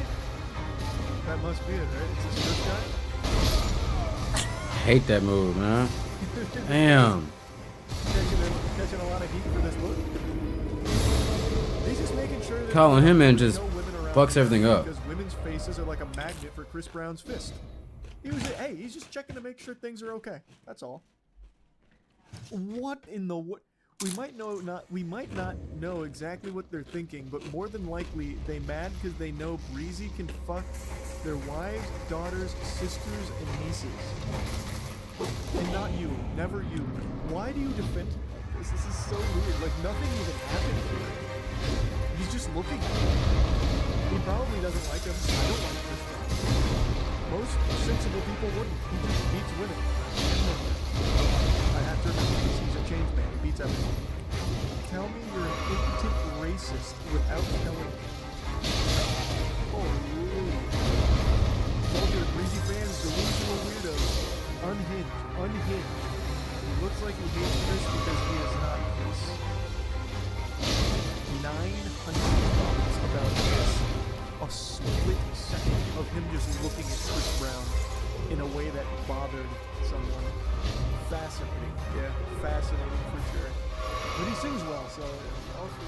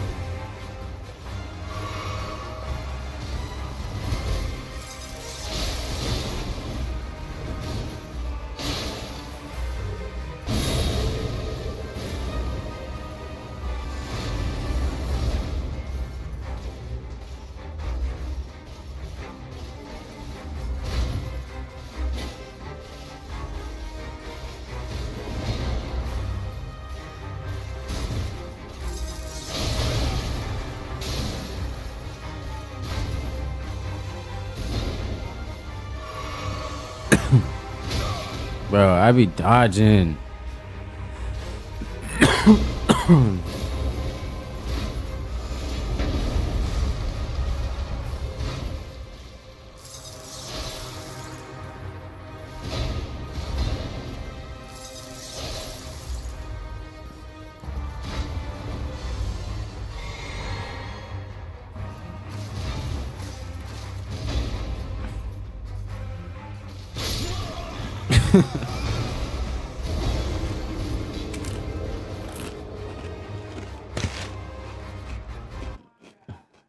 I don't know no more, bro.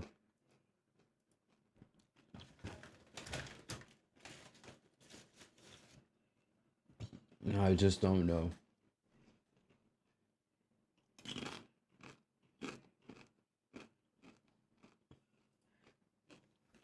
Hello, guys and gals? Me, Mudahar, and you know, chances are you probably know one of the largest channels on YouTube, Mr. Beast, 300+ million subscribers, massive channel. And you probably also know some of the people that appear on Mr. Beast's channel aside from Mr. Beast. One of them being Ava Chris Tyson, who is by far one of the most popular online, but also becoming one of the most controversial online creators. Now, obviously, you know, I'm gonna get the elephant. I want to fuck this dude up first.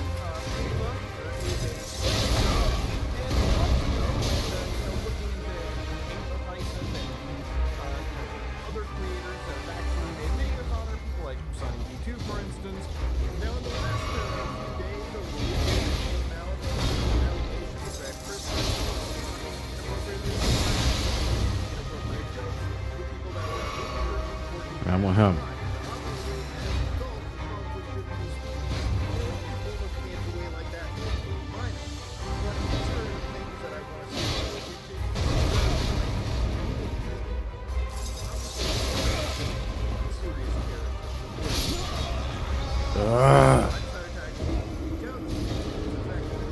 Why does he kill me so quick? This has become a culture war talking. Best one I got right now. Discourse like, this person's Chris Tyson setting the entire clock back like Moonbow. 100 years or whatever. And if your brain is set there, then I think it's best to refocus and look at these individuals as individuals, okay? You can find tons of bad people in every community.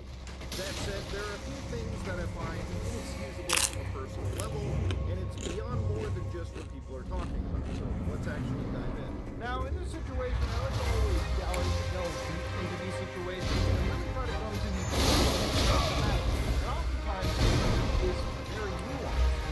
Now, this actual thing really sparked into the mainstream, where now there's 100,000 plus tweets.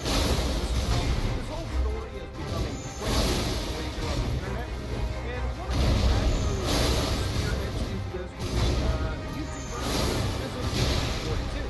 Now, Prison 42 did a 59-minute, 18-second You get half a second to follow up.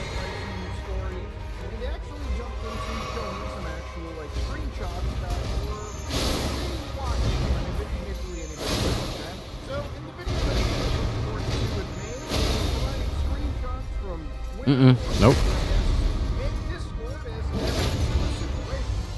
So I decided to look at some of the messages that were shared. For instance, in this screenshot, it appears that this person right here was the actual, Come on.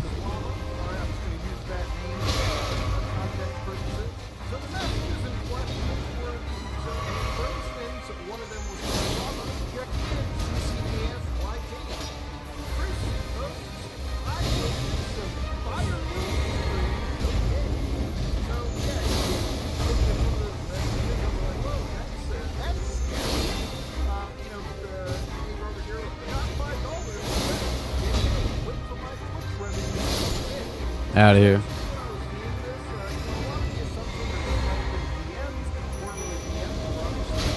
Come on, come on, come on, come on, come on.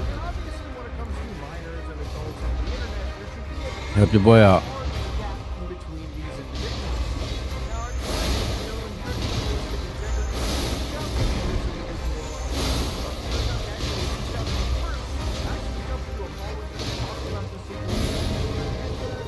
Oh, he's pissed.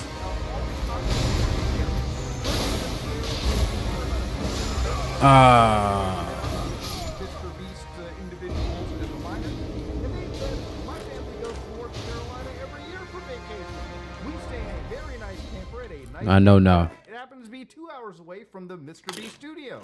And I've been helping with some Beast gaming videos, remotely at the time. Instead of doing it remotely, okay? My parents I don't know what to do. the studio and met the entire crew. They knew where I was and met the crew before leaving. I helped record some videos and then my parents came to pick me up and left. This is where the pictures from when my face is blurred. And they just came into the studio and the people there. I don't think I have to explain what hentai is, but I'm sure you can figure that out. At the time, Ava was a Dodge. I personally am not. Me too, buddy. The friend group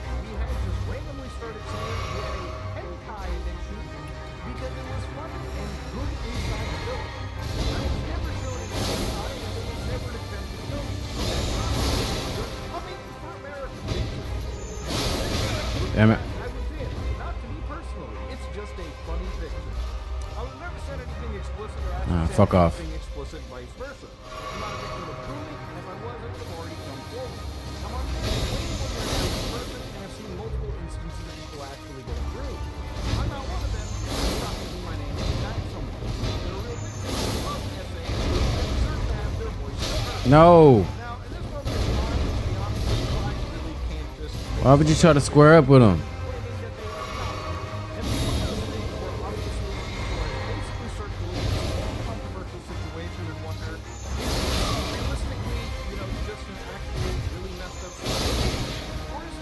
Come on, you're getting real greedy.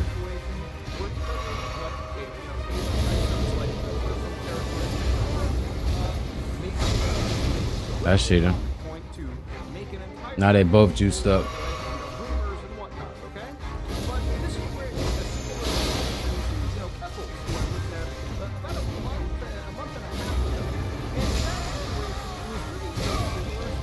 Oh, I'm still alive. Go, go, go, go, go, go.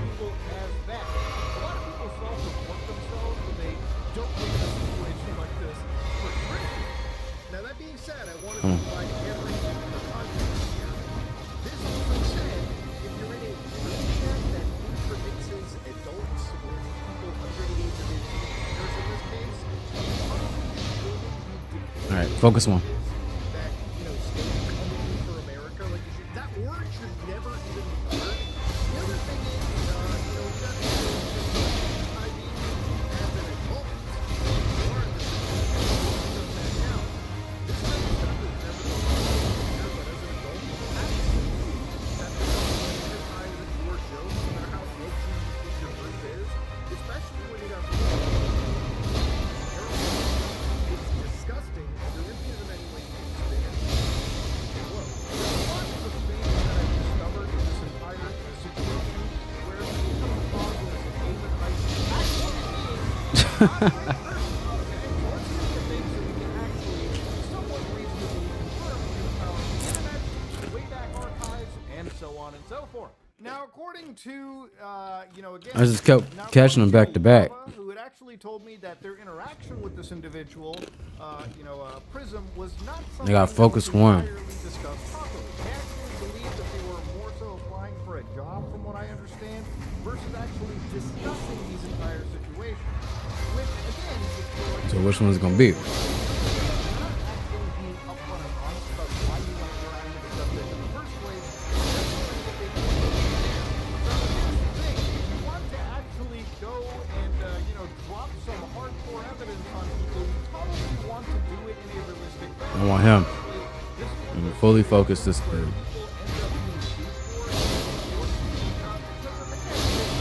Damn it. I need to be way quicker if I want to hit him with those. I don't really believe any of these messages on this form that are really unless I can actually refresh page. But, you know, we're already getting too deep into the weeds right now. Let me actually pull you into the next bit of allegations that have popped up about April.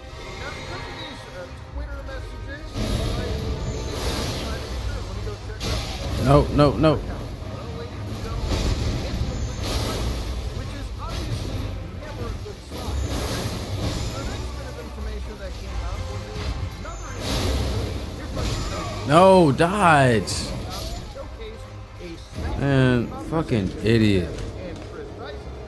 So immediately looking into this situation, you can see that Ava Chris Tyson over here, they actually have a video recording showing an actual Snapchat account.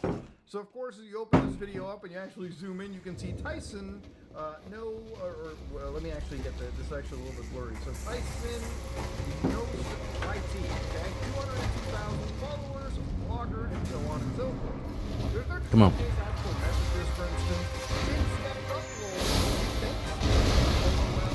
keep it a secret.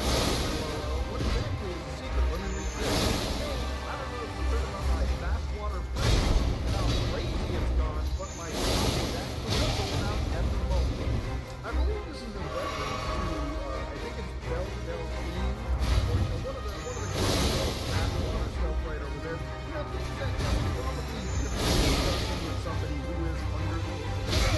No. Now, of course, being that this is again a video, even if it is a video, I can't exactly 100% verify these messages, right? This is again allegation stuff, but it's pretty serious, okay?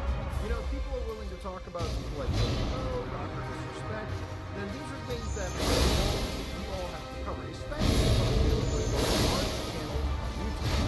So, get some of these messages down of course, and this is the best Snapchat I've ever seen. Some messages over here where they were explicitly speaking to a group of people, including allegedly one minor. I know, dude. I would eat inside of that egg and then watch her eat it, and then watch her with another man while she comments about how my. Whoa! Okay, I'm just gonna cut that right short. Okay, you already had me on come inside people. All right, that's not happening in my book. It's all a plan. I didn't get the chance to in now.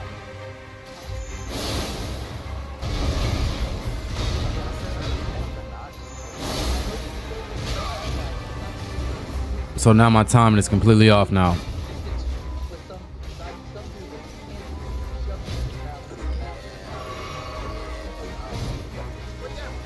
Bro, fuck you.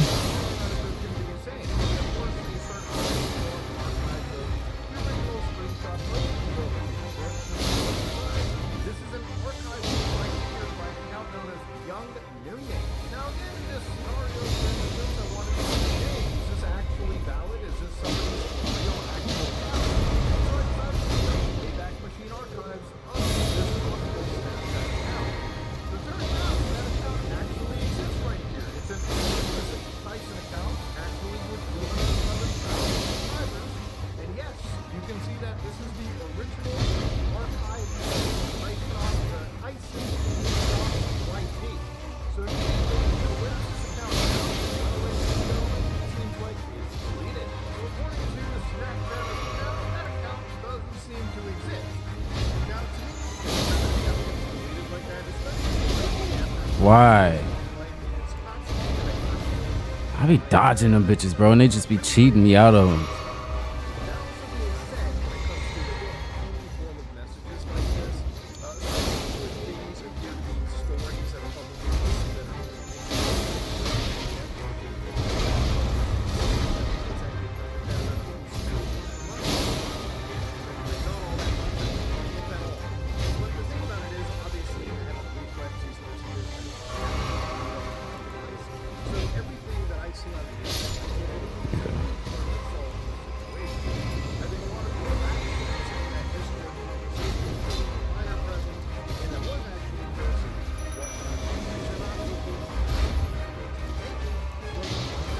There we go.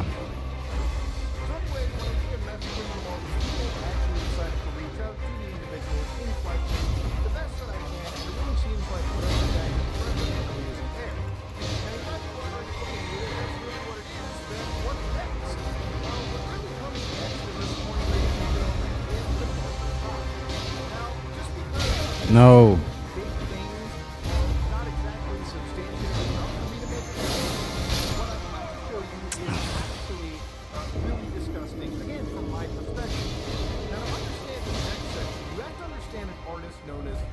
I gotta focus this guy.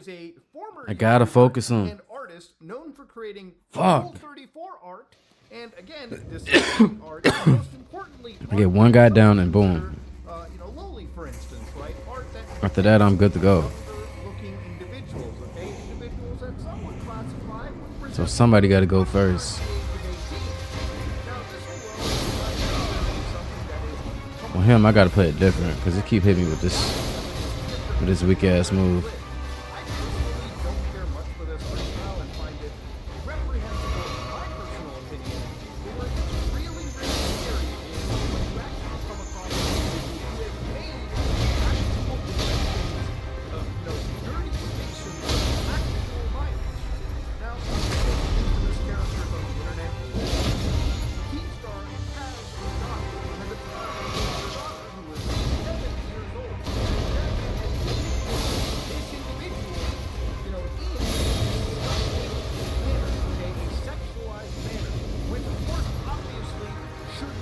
Wait. Let me me get right. Let me get right.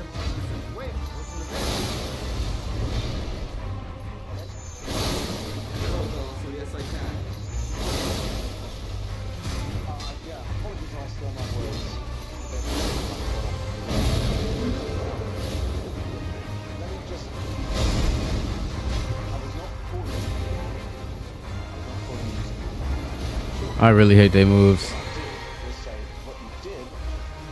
No, no, no, no, no, no, no.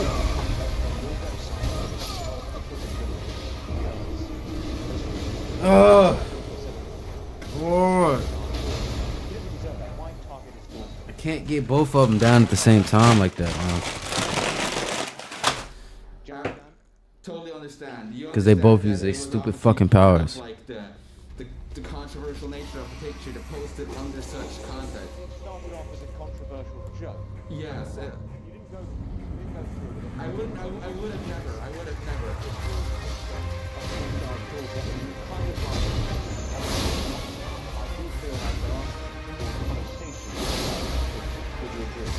Totally agree. That's yes, totally agree. I respect you like a hell of a lot. And just like man, you think you're going to take it down? I will take it down because I. Nope. Get up out of there. Get up out of there.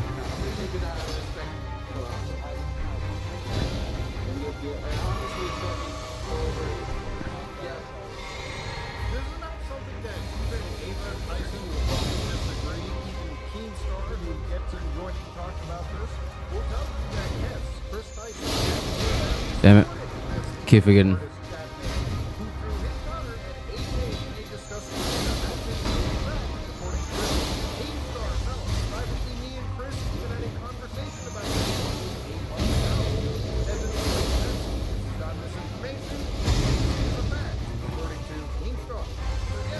Alright.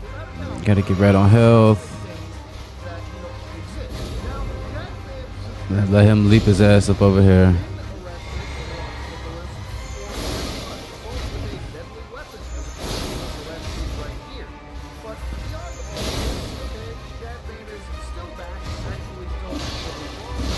No, no, no, no.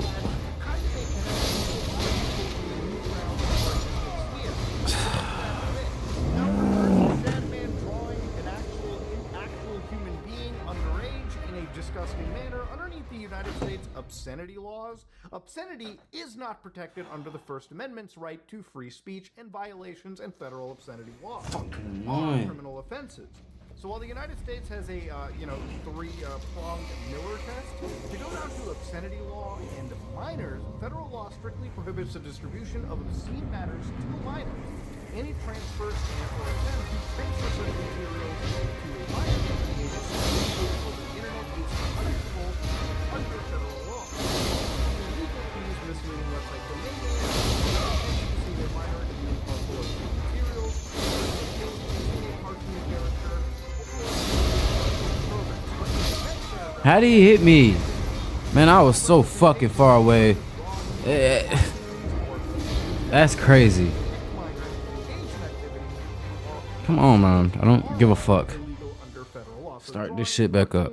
That depict this kind of stuff are obscene and illegal under federal law. Okay, so again, because this never went to a court, obviously I'm just bringing up to show you what obscenity law is and how it's actually not protected, and why the legality of some of these images are in question. The point of the matter is, with an artist like this producing content, you probably never want to financially support them.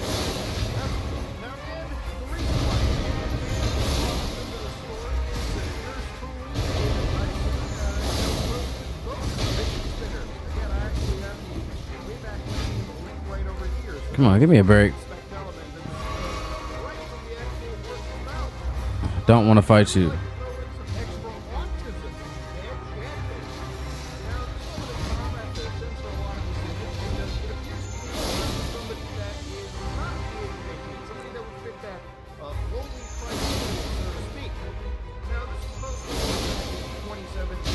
No way.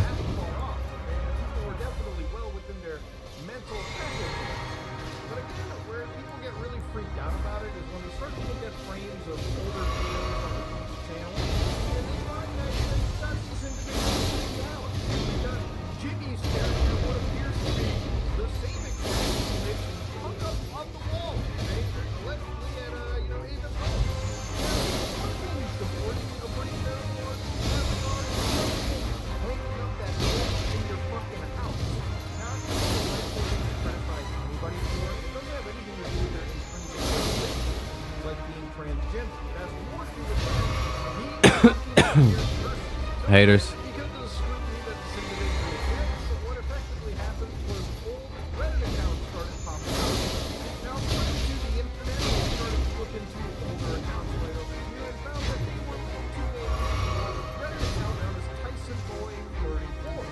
Why don't we find out how they had the YouTube channel later on? It gets even weirder.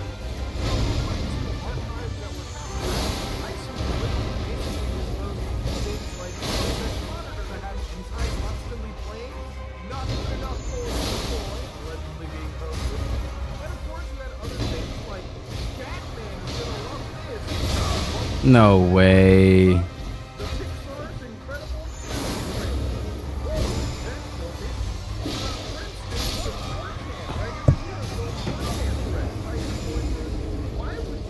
Why would you use your VR headset for anything? What happened? 3D, ooh, that's a little too filthy for the This one had no internet. power to it. Holy gang. Boom. He just set up and he didn't even do shit. Dirtier jokes, I'm finna get so fucking pissed off. One tap shit. Cookies don't do nothing because it take all day to throw. Piece of shit. Come on, do your little stupid move. Boom, bam. Do it again. Do it again. Stupid bitch. Come on, hit me again.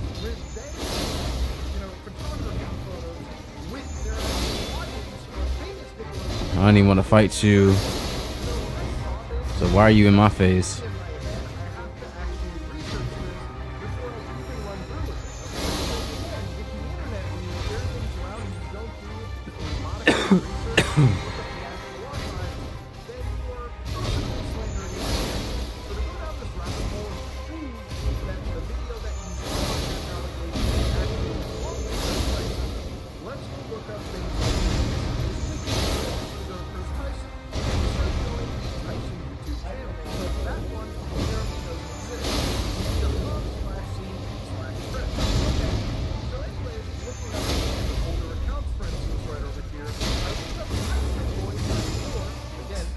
Oh, set up. They set me up to do that.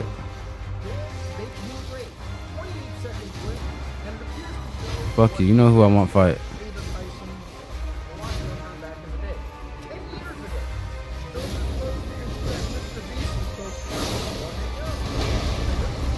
Get better, get better, get better, get better, get better, get better.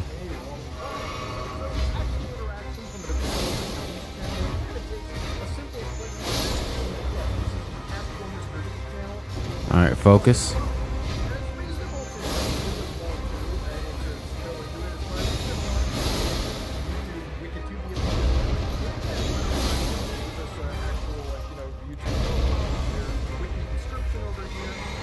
All right. We gotta get homie in here. I think we'd be chilling after this. Help your boy out.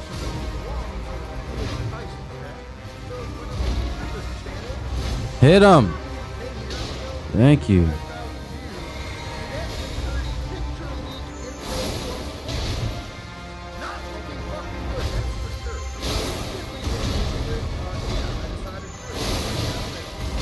Ah.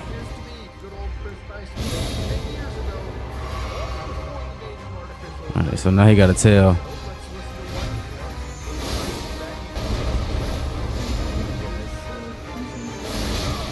Bad timing, bad timing, bad timing.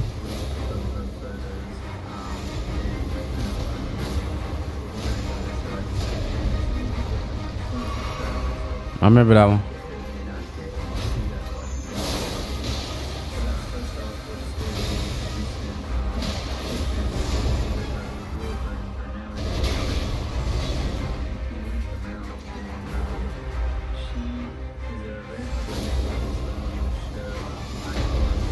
I swear, homie ain't been doing nothing to help your boy out. There you go. Take some of the damage.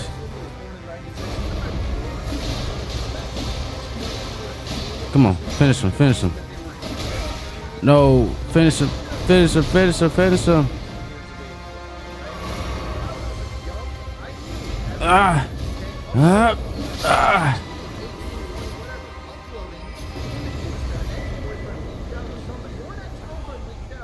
falls under what is known as revenge pornography. It is never okay, all right? Just because you are a minor at the time, you know, telling people, hey, go to this link or check this out. Maybe I'm not endorsing it, but I'll definitely link it in my YouTube channel. That's never okay, all right? 100%. It's a shady, disgusting thing to do. And again, for people who are like, but this was 10 years ago, Muda, people change. This is the same group of people that will immediately dogpile me or anybody else. Woo! My past to Shit. So, yeah. I got the whole setup. 28 bands. And honestly, this kind of shit, I gotta load this weapon up. okay, at all right? It just carried me. Back then, it is known to be disgusting back then, and What it is is this? disgusting now. Great horn. What does that look like on me? And Crazy. so first off, what you'll probably be seeing is the pulling of the it'll probably be taken off the air. Ooh. Second off, you'll probably see the photos get taken down at some point tonight, maybe tomorrow, because Nickelodeon has that kind of power. But the link's in the description if you want to see them. I mean, I'm not endorsing people to go look at somebody else's private business, but I know that you know, people might want to see them, so it's there if you want it. I'm not endorsing anybody check out revenge pornography or leaked photos. But yeah, the link's in the description below, bro. Wild shit. You know, it's kind of crazy how people are like, whoa, you know, maybe you shouldn't be sharing somebody's personal private stuff, even if it is available on a public ClearNet page on the internet, probably isn't good to share it. And yes, this person is a giant hypocrite based on what I'm about to show you. First off, what I have to say though is that when you look at the news, you see people, they've leaked nudes from their girlfriend at a high school, and that girl kills herself. It's a tragic story. Everybody calls the guy a bully, but yeah, when people like Perez Hilton do it, it's considered entertainment.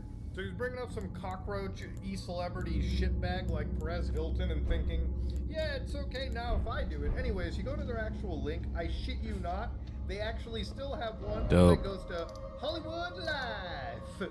So yeah, even All tag right. and everything. I do not support the leak, and I'm not condoning these actions. Chillin'. Dog, you just shared the actual link right there.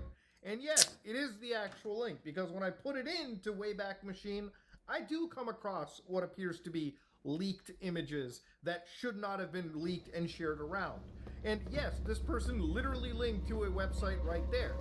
Now, this actually baffles me because I would Cool. think, damn, you know, why would anybody like this do that kind of behavior? And again, going back to Ava Tyson's page, Go back up here, and I'm gonna save it. I'm out. asked them about all of this stuff straight up. So I noticed, wow, I have the messages. Do I have DMs with Ava Tyson? I don't remember having any DM information or contact. Huh? Turns out, ladies and gentlemen, That blunt gone. It fell apart. contacted me at some point in May 13. What did I do in May? I talked about couples. And Yeah, roll up because of again. this, it basically sparked a bit of a